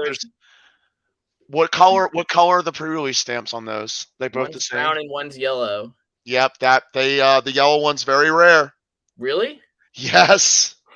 It's minty. Can I have it? Dude, that's pretty sick. I have not seen one of those in a long time. Those are cool. Yeah, that's the red green starter deck. Yeah. Yeah. Tom Hanley was a first place player in the 14 and up group. They got all these like fake cards. Oh, the ladies, Pete, man. Hold on. John, go back to the pre-release Clefable. Go back to the pre-release Clefable. One sec. You guys can follow up, man. The DMTM again on the Snorlax. I mean, I have so many from DMTM. It's crazy. Everybody's going crazy for the Clefable right now in the chat. That's funny. Economics. Start the bidding war if it's meant. This was Edo. Okay, so this was the guy. I actually connected with him, and he documents Pokemon history, and I sent him a lot of my stuff because he didn't have it on some of the tournaments, like the official, guides and all that kind of stuff. And so he signed this back in at the TMB. He actually came to the TMB. And yeah, this was from him, and I actually tracked him down and I found out who it was because I was trying to figure out who everybody was. And he said he's not even affiliated. Cole, Aesthetic Chimp, and Swolepoke, Jeremy, I think he's probably talked to you as well. Those guys, when it comes to autographs, they should be able to help you a lot. Oh, wow. That's cool. I've seen that before. It's fake. It's fake. Okay, yeah. So like I've got all these fake cards that are from the tournament. Does that Pokemon Zeo's fake set? Yeah, I have the same card. Yeah, they just kept giving them out. It was so cool. And then here's the Lucky Frog. Here's the place that we used to play at. That's cool. Yeah. I don't know, man. I just have like so much stuff. Like, oh, here. I don't know. I think this is cool, but this was my ID card to get around in Hawaii. So you can see the date there and everything. That's awesome. JTB was and then you can actually see it says TMB on it right there. That's cool. So we literally have everything from the trip. I don't know. I just got so much stuff. I don't have time to go through it. So somebody's you got that one too. Yeah, but on the back, so Pokemon Zeo used to run the website. They used to include these little who they were and everything. Oh, I was gonna show you guys the ones that were signed, right? You guys were gonna tell me who it is. Try to. I'm probably no help in that, but Joe might be. Like I said, Aesthetic Chimp, Cole. We already talked about that one. Yeah. Zoom you in here. Oh, this one I think is signed by the president of the Pokemon Company, and it's dated TMB. Wow. This one. Yeah, you're That's gonna Ishihara, if I'm not mistaken. I think so. Yeah. Also Ishihara? Yeah. Charizard signed. Is that a Rita? That doesn't look like it. No. Someone might. So if you know what these are, just shoot me a message. I keep trying to post them, being like, "Hey, like, what are these?" But a lot of them are signed by the same people. But this one's like a different language. Signed for Alligator. Was pretty cool. Cool card. Reverse Hollow Chantry signed by Rita. That's cool. You need to. Yeah, I don't know if you follow Charizard signed by Rita. If you follow the market right now when it comes to autograph cards, yes, I mean it's pretty. You need to get those graded. You need to get those authenticated. Just get them authenticated by PSA. Yes. Yeah, it doesn't even matter the card grade. Just authenticate it. Yes. Just authenticate it. They're pretty good condition though. Here's what you do: just email. So first of all, John or Peak, who was the person? I don't know him. So Aesthetic Chimp, Cole. Like I said, I think you guys have. He works with Dick and Jane's. He knows his autos. He's been in the auto game for a very long time. Probably the only one with a Wigglytuff. You probably are. Rita, one of a kind, man. No, who else would get it that size? Listen, John, those Arita SIGs will probably go for anywhere from 15 to 20. I'm not kidding. So for what? 15,000 and up. I'm not kidding. No. Depending on the card, yeah. Right now, it's pretty Stop crazy. showing cards for a second. Just listen. Listen. I got all this, I have a first edition base set, I think. God. This one's cool. It says Gyarados, and it has a pre-release on it. I don't know if that's worth anything. Do not sell this to Rudy. I just feel like I'm constantly going to get ripped off, so I just don't know. Listen, you're on a channel with everybody in this chat. No one's going to rip you off here. We're not. I don't even want to buy that from you anymore. I just want to help you. That's cool. Southern Islands. Southern Islands sealed. I got 3 of them. Awesome. I got all these ones, like all the packs here. Peak. Talk to him. What are these? I don't even know where to start because it's so crazy. Wait. Zoom in. Is that maybe somebody in chat can help you? What did? It's got a Growlithe on the back. It looks like it has a card inside. Sealed. Is that a sealed Coro promo? Growlithe. That's what I was. It looks like it, but I can't tell what the card on the front of it was. It looked like it was a Jinx. This is I think it's a main. That's the inserts. That's what the Coro promos come in the magazines. I'm pretty sure.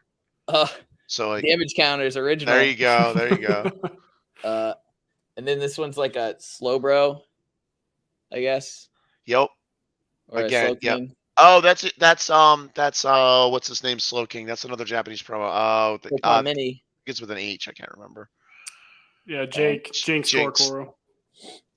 Yeah, I don't know. I got I don't know if this is worth anything, but McDonald's Charmander. Oh shoot. I don't even know. We'll see. We'll show you guys what my dad brings down. It'll be pretty fun to. Man, that would be amazing. Maybe I'll record opening all that stuff. So, John, do you want to get the most value out of those signatures?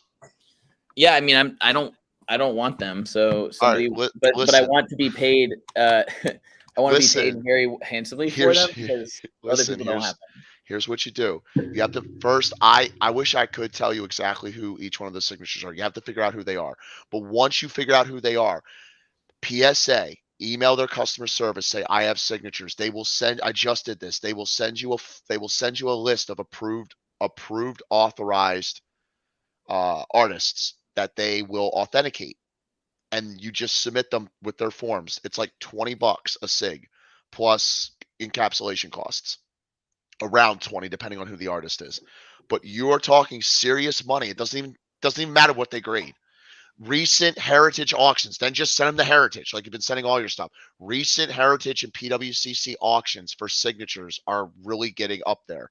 There's some stuff that just ended last month for in the 15s and 20s, different. Well, yeah, the Arita Pikachu sketch went for 35 grand. Yeah, but.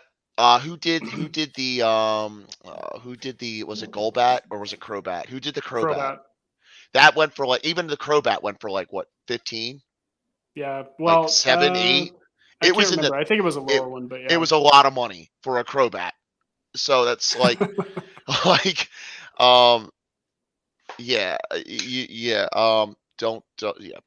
out who they are, authenticate them, send them to Heritage. Don't let anyone just buy them from you. Do you think Heritage is the best option? Because we just had a bunch of stuff, and they seem like that I can't speak to. I've never used them. But your options are either going to be PWCC, Heritage, or Golden. Or the 3 main auction houses that'll run consignments. I think of the 3, Golden's the not the best choice, but I personally have used PWCC a lot. I've never used Heritage. PWCC's been decent. I mean, you would be able to definitely move a lot of that stuff privately as well. I mean, it depends on if you wanted a large buyout or if you were fine taking them in waves. I mean, you have so many different things, in different niches of collectors. So that's Pete, the hard part, huh? Hook him up with Jake. Yeah, actually, I just saw this. So I'll throw you guys in a message together, John, after the stream. Cool. Jake Pokenomics, his name is Jake. He wants to open a Pokemon museum one day. So this is kind of his. Cool, his knowledge base is definitely huge. Yeah, this one would be good for a Pokemon museum. The TMB invite. I don't think anybody else has that I know about. No one kept it. That's sick.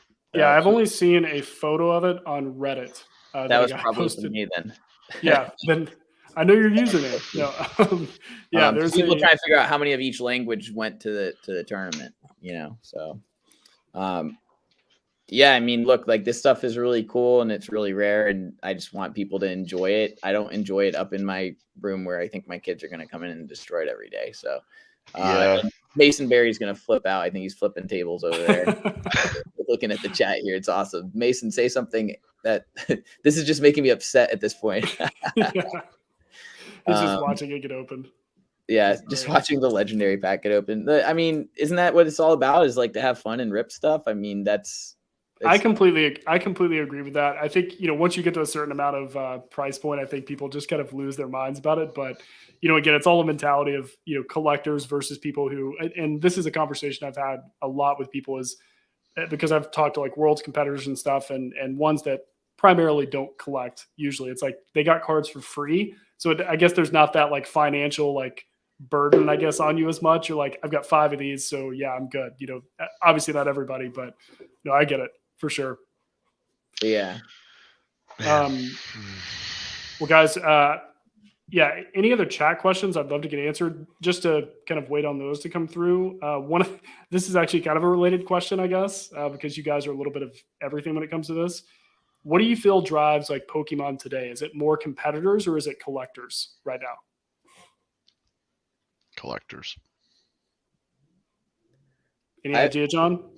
I mean, I've seen both because I've had collectors reach out to me and try to buy things. And then, I go to the local tournaments and it's really cool to see 20 guys show up on a Thursday night and just battle it out and, bring their kids there and, their girlfriends and all that kind of stuff and stay there for 3 to 4 hours playing, laughing, having a good time. So, I can only speak to my local market, and we're having fun down here in Jacksonville, Florida. So, the collectors I feel like everybody's having fun. So it's just such a cool hobby that gets everybody together. I know for some people it's like a life. And that's really cool that people are able to make businesses around this. Like, I didn't realize how many freaking businesses there are. There's people who wholesale stuff, they buy and then they get a feed, and there's like the whatnot stuff. I downloaded that for a day and I had to delete the app immediately after because I was on there for like 2 hours. And come to my whatnot stream tomorrow morning. Joe is a big whatnot streamer. I'm not coming because I was gonna buy something and then I would just get it and I would do nothing with it and I'd sell it again. And then I realized there's like some people that try to like rip certain packs to get certain cards and then send them in and then try to get money off. I'm like, there's so many cool ways to monetize this, which is what got me excited, is monetize and win. Like, it was never about like collecting. It was always about the money. Interesting. Which sounds shallow, but like, hey man, it is what it is. I like to make money. I like, the only cool cards are the ones that are personal to me. Like, this guy signed it for me. The medals are mine, all the other stuff that isn't personalized to me specifically, I have no emotional attachment to. And that's why I can rip the packs. Cause like, it's just, I don't have an emotional attachment to a pack. So you've got a preference, because especially the medals, I think, I completely agree with you. I think that's some of the coolest stuff. And I remember seeing you post like some of the, I think it was like the 05 like Worlds backpack. That was like a super sick like piece. I actually saw one of those pop up on eBay a while back and was so close to winning the auction that it got pulled out from under me. But we still have that. Do you? Yeah, I'm pretty sure we still have the backpack. It's my brother's house. So this is my Worlds 04 hat. 04. And Nice. all the pins you got for winning different tournaments and stuff, regionals and nationals. I still got all my jackets. I saw those on Instagram. Yeah, those are sick. I've got like 3 more of them too from those tournaments. Nice. Yeah, they still fit. I wore it for Halloween. The other hats from 05. I think that's all I have are the hats left. Did they actually put top 16 on the side? Did I see that? Yeah. Right? Yeah. Top 16, top 32. That's awesome. Yeah. So PokeFresh asked, like, not being rude, did you genuinely love Pokemon? It was always about the dollars thing. It's actually at the beginning, it was more about like doing something with my brothers and like my dad. So it was like a family thing. And then it like, yeah, we could make money off of it too. So it's like, hey, like, it's a super, super win. Oh, we get to travel with it. Oh, and we get to win and get recognition for it. That recognition from winning has like given me so much confidence throughout my life. Like, I'm just so grateful for the tournaments and the ability to play and compete. Cause, in high school, it's like playing these card games is like a fat kid with a rat tail with Harry Potter glasses. Like, I could have got bullied every freaking day. And because I won these tournaments, I avoided that whole thing. And people thought it was cool. And so now I always think like, hey, winning is a way to avoid all that and get recognition. And so now everything that I do, like, that's my identity. Like, I just have to win. Like, I'm not talking about like going to Worlds. Like, I want to freaking win Worlds, like be top 8, be in the limelight, like have people watch my gameplay. Like, that would be really, really fun. And that's what I'm targeting. I'm not just targeting to play. I want to win. That was part of my motivation for playing too. I always wanted to win, because it's also why I liked collecting, though, because I wanted the recognition. And I thought, if you have the best cards, the one of ones that nobody else has, when you go to a tournament, you open your binder, everyone wants to come see your shit. You're the cool kid. Yes, it's ego. It's ego thing. It is ego. It's worth, but you earned it. You earned it. Did, exactly. It's not right. Not earning it. Yeah. Were you around? Because one of my motivating factors for wanting to win Worlds was to get my deck made into one of those World Championship decks where you signed every freaking card and you could walk into Target and you're like, yeah, that's me. I'm on the shelf. Like, I thought that was the coolest shit. You're like, oh yeah, you're buying that? Oh, that's me. Do you want me to actually sign it for you? Like, I just thought that would have been the coolest thing ever. That's how I feel about my poster. Yeah, dude. Oh man. That's how I feel. John, about my poster. Yeah. John Doe asked, were you typically finding yourself competing against the same top players? So, I mean, I only played for 3 years. So, but yeah, I mean, generally the kids that practice the most, do the most deck building, go play against the other best players. Like, whenever I'm going to these local tournaments, I'm asking like, who went to Worlds? Like, I want to sit down and play with you like 50 times over and over again to see how you play and how you think. I think that's just the process. So I would imagine that there's players, I haven't studied it, but if I was going to guess, there's going to be players that have played over the last 10 to 15 years that I haven't been playing that have won Worlds multiple times in a row. I would imagine that would be the case. Because the best strategists are going to get to the top, the ones that can anticipate the next move, and they see one card of the deck and they know what the whole deck does on the other side, and they can figure out what the gameplay is going to be. It's just, it's really cool. So, I did play against some of the same players. Like, I saw Jeremy at a lot of them. I saw Mindy at a lot of them, all that kind of stuff. But I would imagine nothing has really changed. It's like that with every industry that you look at in the in the real estate industry. It's the same thing. Like, the same reasons, they have a process. So yeah, and that's funny you say that too, because I work in real estate software sales and stuff, and I did a different version of real estate, a different company for like 8 years, and the only thing it changes is just the end of the email. Like, the name has always changed. People just jump around you, and that makes perfect sense. Pokefresh asked this, but I'll kind of expand on it since it's technically been answered. But they were asking, did you ever win Worlds? So did you ever compete in the traditional Worlds championships, or was it strictly Tropical Mega Battle was the last? TMB. Yeah, I stopped playing, switched over to Magic, started getting interested in girls and all that stuff. So it's a big mistake looking back. I'd rather have continued to win Worlds. So I made a bad decision. But no, I only played at the 2002 TMB and then all the Super Trainer Showdowns from 2000 to 2001. So Joe, I know that you top 16, top 32, I think twice, if I'm not mistaken. So whenever you went there, I guess to kind of piggyback a little bit off some of these questions, what was that as far as the amount of people there? Because I know that I've heard a lot of people saying when it comes to 2004 and 2005, 2006, there weren't a lot of people in the hobby. And even John just said, I got interested in girls. Like, we almost all kind of grew out of it a little bit. So I'm curious what those tournaments specifically were like. And, obviously I'm an 04 fanboy, as we've talked about multiple times, but did you staff 04 and play, or did you just do one or the other? I staffed on day 2 when I staffed at the end of day 2. Yeah. So I actually went to the first Worlds I went to was the Fan Appreciation Tournament. Do not open another one. No, sorry to interrupt, but yeah, I'm gonna open one more at the end of this. All right, we can end on the pack rip. Yeah. Do a Neo Destiny pack. I want to see you pull a Shining Charizard. I'll throw this out here, just like shameless YouTube plug, chat. If you guys aren't liking this right now, you please hit it. I can't see the like button. But, should I open a Neo instead of this? I could open 3 Neos instead of this. Do not open all 3. Not 3. We can probably. But if I get a Charizard, then it pays for itself. It's true. I can't. So let's ask the audience. You want to open another legendary? Or you want to open up the Neos? Yeah, guys, comment Neo or legendary. We'll go from there. Keep going, Joe. You're good. We'll let him stack it up. If you can't gather your thoughts. Fan appreciation tournament was the last year Wizards had it before they were transitioning. It was right when Skyridge was out, right when Ruby Sapphire was out a month later. And that was technically Worlds that year. There was no Worlds that year. I actually got 10th at that. That was the highest placing I ever got. That was probably my best experience of a tournament ever. I was kind of like, oh my God, I was kind of spoiled in a way because that was the first major tournament.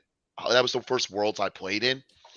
The prize support for that was unlike anything you probably ever experienced or experienced since then.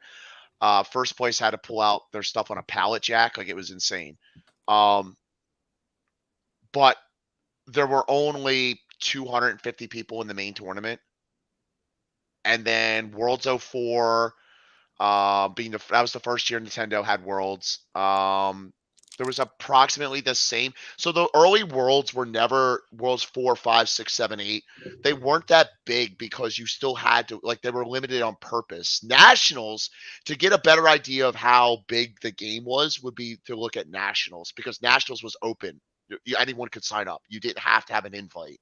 You had to win your way to Worlds. Like, you had to win it based off a point system. You had to win either top 4 got invites from Nationals, or you had to do it based off a point system from the stadium and regional challenge systems.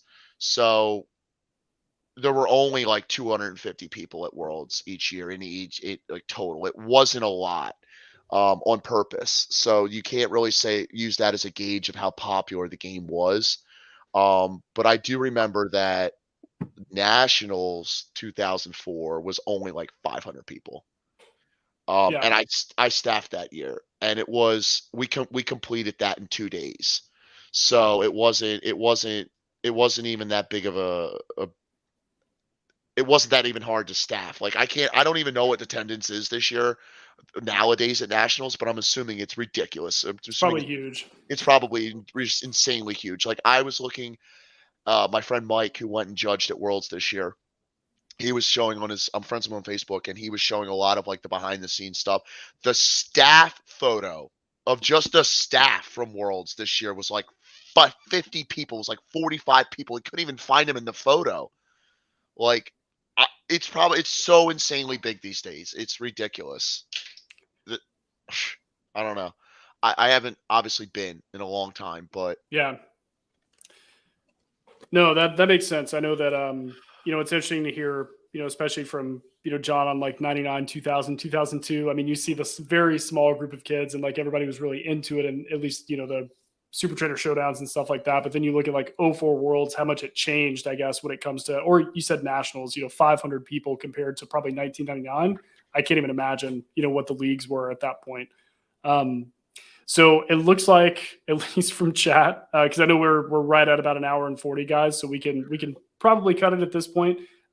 Before we do another pack rip, I want to thank both of you guys seriously so much for coming on and doing this. It turned into probably my favorite show and tell that I've ever seen, at least on this. So thank you so much, John, for doing that, and obviously both of you guys for. Wait, who's just do Pokefun Squad. So what did you get? What trophy card did you get?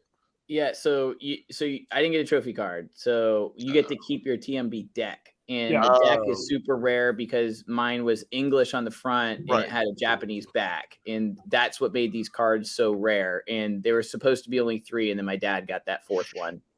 Did you get, there was a participation card though too. You got the TMB, there wasn't a participation card that year? No, not for that year. What the hell was it? What year? It's probably like the Tropical Breeze, I think, is the go-to card. That was the one that was in all the decks. Everybody got it in the deck. And I think there was a winner of the non-competitive tournament, which makes no sense. It's like the opposite of what a tournament's supposed to be. But yeah, I think there was I think they got something special, but I'm not sure what it was.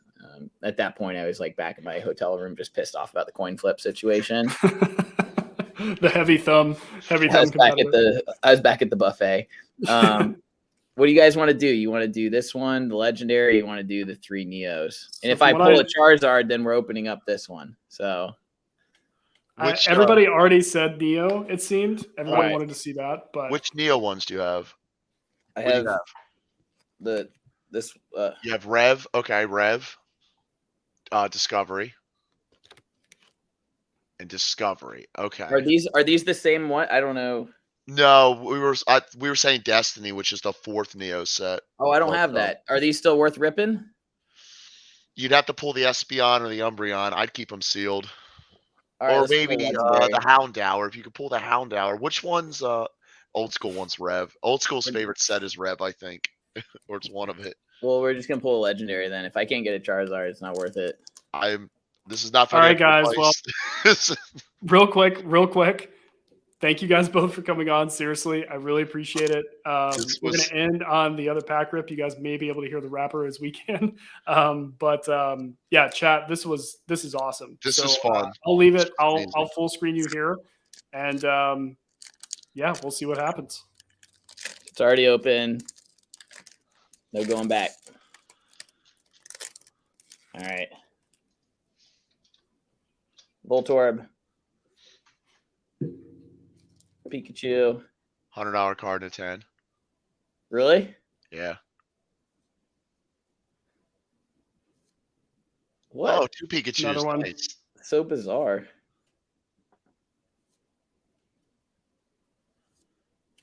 Here we go. Oh, one more. Sorry. Oh, the breeder. Hey, the Dragonair. Nice. That's a good pull. Is that a good pull? Yeah, that's a cool card.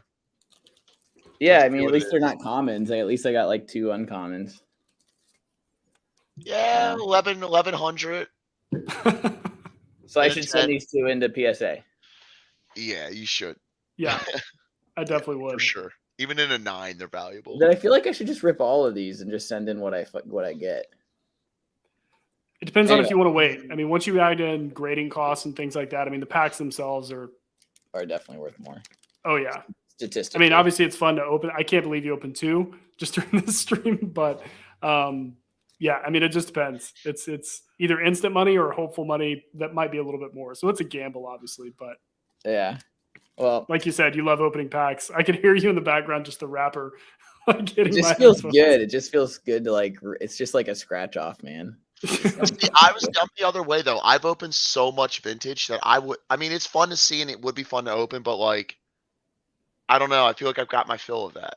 Like, I don't know. Like certain set, like it would still be like there. I have favorite sets. Now you're a pack snob, all right? Yeah. No. I just, I don't know. Here's how I would get more enjoyment out of watching somebody who's never opened it open it for the first time. Like if I could give you a Team Rocket Returns box because you probably never experienced that set, but you love Team Rocket. If I could give you that box and just sit back and watch you open it and experience it for the first time, that I would freaking love that. I would love to see your face. I was going to do that for a Christmas present to myself. I was going to buy a Rocket box and just open it. Buy a Team Rocket Returns That would be cool. box here. I think everything's coming down in price, so it might be nice to pick something. Let me show you some of these cards. So this is Team Rocket Returns. So they are, how do I orient it? There we go. Oh, yeah, I have some of those. They're sick. It's one of the sickest sets ever. Everything's a dark, even the uncommons, like the Tyrann, like, and then you have, so every pack in the EX series, like these, have the reverse foils, have the team stamp. So the set stamp on them and the gold lettering at the top, they're sick. And then the EXs in the set look sick, like the EX Dark, the Dark EXs, and then they have the gold stars. Like, it's a great set. If you like Rocket, this set's sick. How much are the boxes for those? I don't know. I'm not good on seal prices. Chat could probably help you with that. All right. Well, someone messaged me. I'll throw Mason up here. $1,400. $1,400. I heard they were like $500, and then I heard they were $1,000. And it's like the price just keeps going up. This is the problem that I have with selling anything is nobody knows. I can't get accurate information. So Anyone in this chat can help you with that. So I'll make sure you have some resources after we get off of here. I'll definitely make sure that you've got some guys who are not trying to take advantage. We'll actually inform and give you some good routes to be able to help you out with that, man, for sure. Cool. Thanks, guys. All right. Have a good night. Thanks so much. Yeah, Thanks, absolutely. man. It was awesome. Appreciate it, John. Later. So, guys, that was the greatest show and tell I've probably ever seen, like I mentioned earlier. I know we went through a good amount of questions. This obviously was a little bit of a different episode than what I've done just because of the sheer amount of stuff we got to see. And two legendary packs open on this, insane. which is I can't believe you opened those. It's pretty crazy. So Joe, thank you so much for coming on, man. I know that you started this like, hey, I've got to get up so early, and I don't think I've seen you light up more than I think the first 5 minutes. You're like, hold on a second. I'm speechless. I'm just. It's not often where I'm just sitting back like I haven't seen some of the shit. Was like I haven't seen that shit in the last like since I was a kid, and then some of it's like, listen, guys. I know a lot of the people in the chat. I mean, we all know each other. I know not a lot of you guys are players, but coming from a player, I feel like I'm starstruck. Like I remember the tag now, Blastoise kid. I know who he is, and like I can't believe like there were no collecting wasn't really a thing back then. You looked up to the players, and that was really special to get to talk to him. Like wow.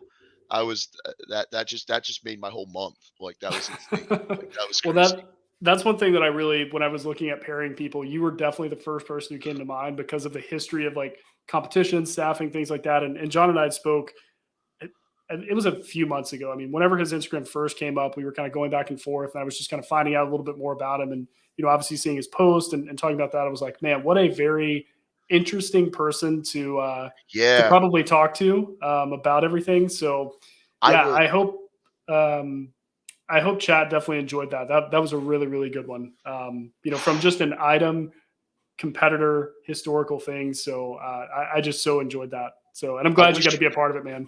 I wish we had more time to go through his stuff. Like, I want to see. Like, I really wanted to see the back of that Pre-Release Clefable because they're so hard to find in good condition. Like, and it is like frustrating because although I was a player, I'm really a collector too.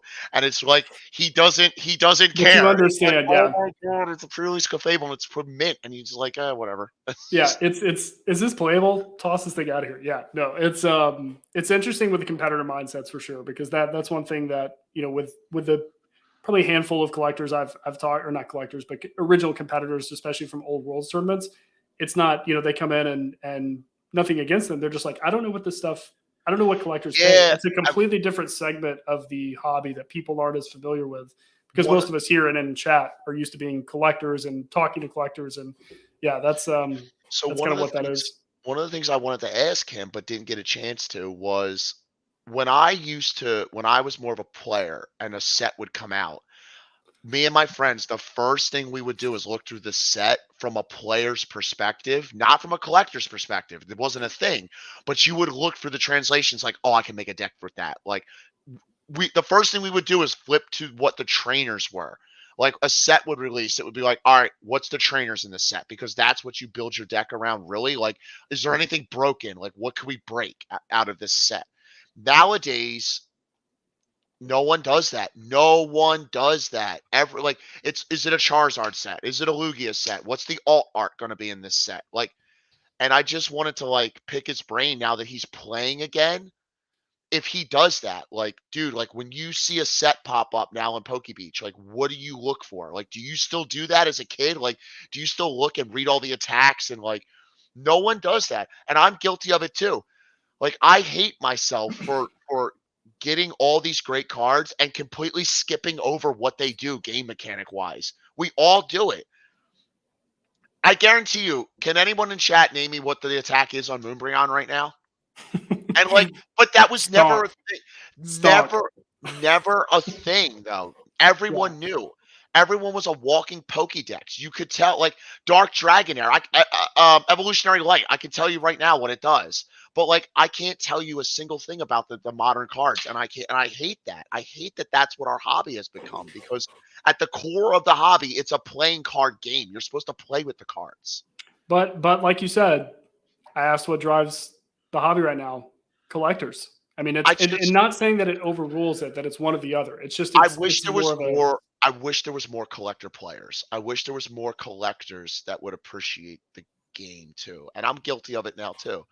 I just I'm hoping that people see this, see him as a champion, and like want to play. I don't know. It made me want to go play. I can tell you that. It made me want to go play again. yeah.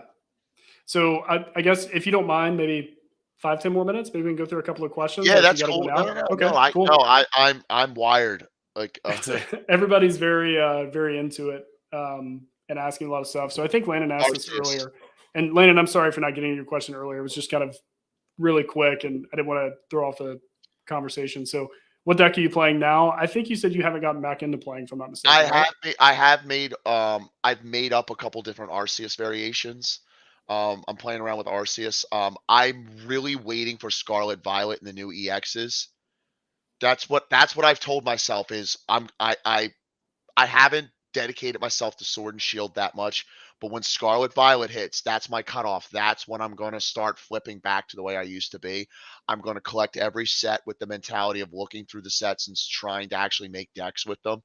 Um, but no, like I haven't really been like Limitless and everything. I haven't really been following a lot of what the top decks are. But I was never a net decker anyway. I like making my own ideas, but I really haven't been. I mean, I have one deck that I came up with sitting here that I made a Wyvern V spread damage deck. But it's not like it's not like tournament worthy or anything. But Yeah, one of the things that I didn't get a chance to bring up, just because I mean, of the sheer amount of items, which again, I will just echo to, no pun intended, everyone here watching. I mean, there are some things in there that you really don't see. I was really excited to hear and talk about the Tropical Mega Battle stuff, because that is one of the coolest idea tournaments they did back in the day. I mean, he was one of, he might have mentioned it, but one of 3 kids from the US to actually be invited. And I can't remember the exact total amount of kids that were there. I mean, it was maybe 15, it wasn't a 20. lot. Yeah. But yeah, it was very low. So even the photo album is amazing. I mean, the medals are. I love that he kept them framed on his office wall in the back. I mean, that was super cool. But one of the things that I didn't get a chance to ask him about was, he said that even his Blastoise deck from then was very uncommon until he started winning, and then people started actually using that. It So was that it was was uncommon. yeah. So Most to hear you people say like you wanted to create kind of your own like one and not just mirror what everybody else was doing, it seems like he did that and then just kind of created his own lane, and people didn't know how to defend against it because no one played it. Yeah, Dark Blastoise Steelix was an unusual deck. Most people played Haymaker back then, and Rain Dance Chansey, Chansey Stall. There were a couple other prolific decks, but that was not one of them. And yeah, I remember reading the articles about his deck, and like, damn, that was a really cool idea. It's just insane. Personally feel like kids don't play nearly as much as kids did back in the day from PokeFresh. I would agree, only not because I think there's less interest. I mean, maybe sheer volume, but I would say percentage of the hobby, because there weren't eBays, whatnots. Collecting really was kind of just a, hey, I've got a cool binder set. People weren't grading cards. I mean, there was just so many less distractions. You know, it was just basically play the video game and collect and play the cards. Like that was pretty much it. So plus, you know, as we kind of talked about earlier, I played in my like local league, I guess, like at Toys R Us every single Saturday for probably a year straight. And I would go every week, 8 a.m., like my brother and I and play. So it was almost a social event. Like we didn't have the internet to go and like communicate about the hobby. So like you didn't really see people who collected Pokemon unless you went to school or you went to those. So, and schools like banned Pokemon cards in the 90s for anybody who didn't grow up then. So chat's been talking about what's going to be legal in rotation. So this year, guys, is different. This year's special because of COVID. They decided not to have rotation post Worlds. So usually old school rotation happens post Worlds for the new format, but they are deciding to keep all of Sword and Shield into rotation. So Sword and Shield will be in rotation until Worlds next year too. So Scarlet and Violet will mix in with all the Sword and Shield cards. So it'll all be legal. I keep throwing Pokefresh up here, but he's saying some pretty funny stuff. Never played before in my life, but after watching this, I'm winning Worlds 2023. Yeah. John's he's a very passionate, very direct, motivated guy. So I appreciated the honesty in his answers to some of those, especially the MetaZoo question. I think that might be the highlight of the stream for me, or at least when it comes to Q&A. Let's see. I'm just going through. I know you guys have been pretty active, so I'm trying to find a few things on here.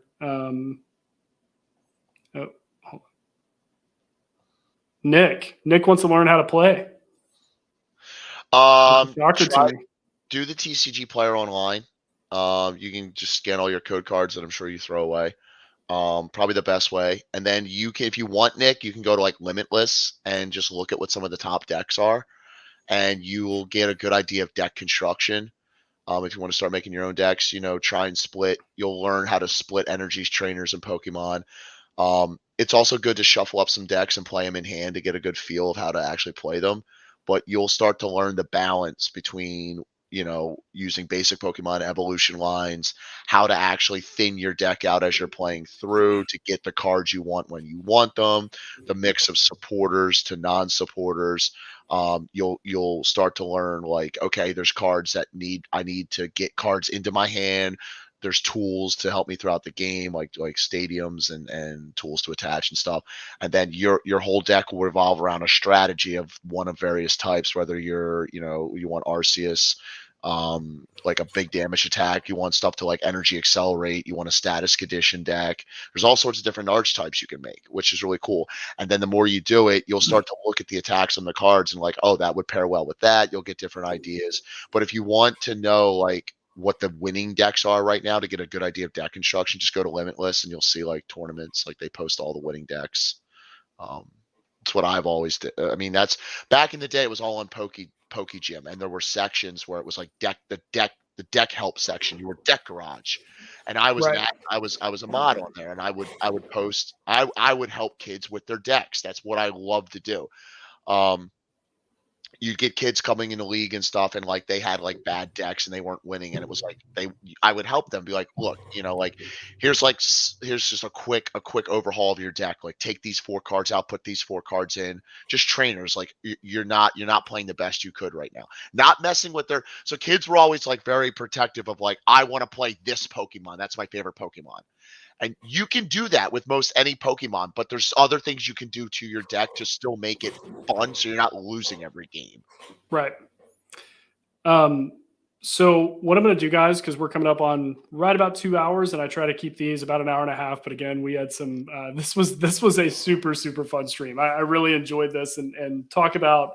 I mean, just seeing some amazing products, and obviously from 2 amazing people. So. I guess before, I do always want to announce the next guest that I have. So the next stream, guys, is actually going to be let's call it the finale of this series as far as live streams is what I'm doing. Just for a good while, I'm calling it maybe like season 1, and I'll get a bunch booked, after this, and we'll resume maybe, I don't know, 4 or 5 weeks. I'll keep you guys updated. But before I announce who that is and kind of what's going on.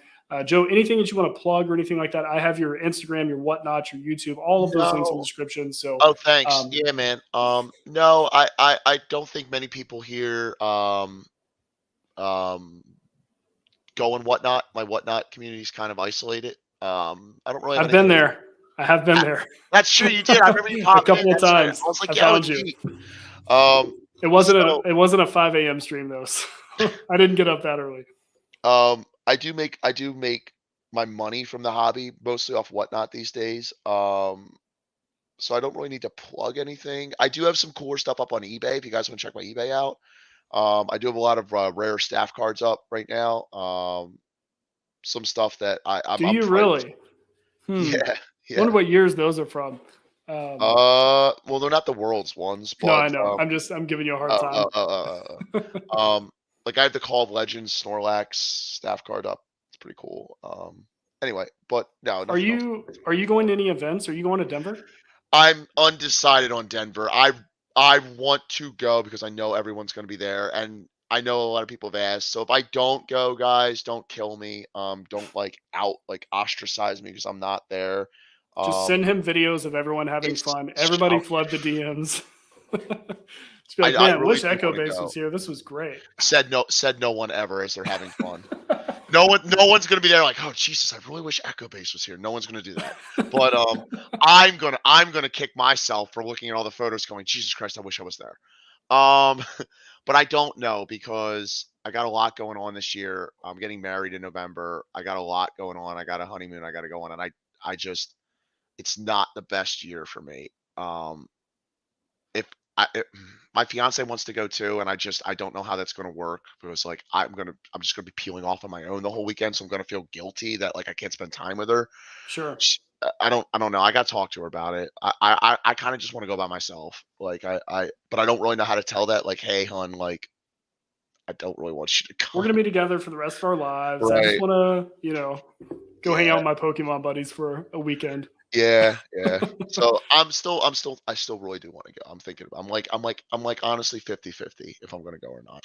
But We'll definitely keep everybody in the loop. I know there's a ton of people going, and I think I might have asked you even before. I don't know. Anybody I'm talking to right now on the regular, I'm asking if they're going to make it. So, well, other than that, guys, chat, I still appreciate you guys being in here. I want to probably do an after-hour stream after this. So anybody in the chat who's jumped in those with me before, just shoot me a DM. I'm going to take like a 5-10 minute break, do whatever. I definitely have a lot of comments, definitely want to talk about, everything that we just went over. But I know Echo's got to wake up in probably like 4 hours. So last thing, our next episode, guys, which again, I'm calling kind of the finale of at least this season of episodes. We will have Charlie Herlocker and TCA Gaming, Rusty, on together. So that is going to be a very, very awesome stream. I have not really shared that at all. So looking very, very forward to it. I don't know if they've actually been on a stream together. So that's what I'm really excited to go over with them. So yeah, please like, subscribe, turn your notifications, all that fun stuff on, because that'll be the last one for a while. What did he just oh, love you, Joe. You're a gem. Yeah, he's great. So Charlie and Rusty will be on this upcoming Wednesday, actually. So that'll be the last one for a good while, just up until I book everybody else. So yeah, guys, please join us again. It'll be really fun. I think this we couldn't have followed this one up with anything better. And honestly, I'm so happy that I got to do Jon's stream with you, Joe. This was such a good time, man, and so appreciate you spending your very small amount of sleep hours with us. So. No, dude, it was well worth it. Thanks, Peak. I appreciate it, man. It was a ton of fun. Thank you. Yeah, absolutely. Well, chat, like I said, if you guys want to keep kind of a lookout, I'll probably put a after-hour stream up here. I've got to check my DMs after I get out of this. So, yeah, if you guys want to jump in here in a bit, probably still go. It's Friday night. Let's have talks of cards. Thank you guys so much. I really appreciate it. See you guys.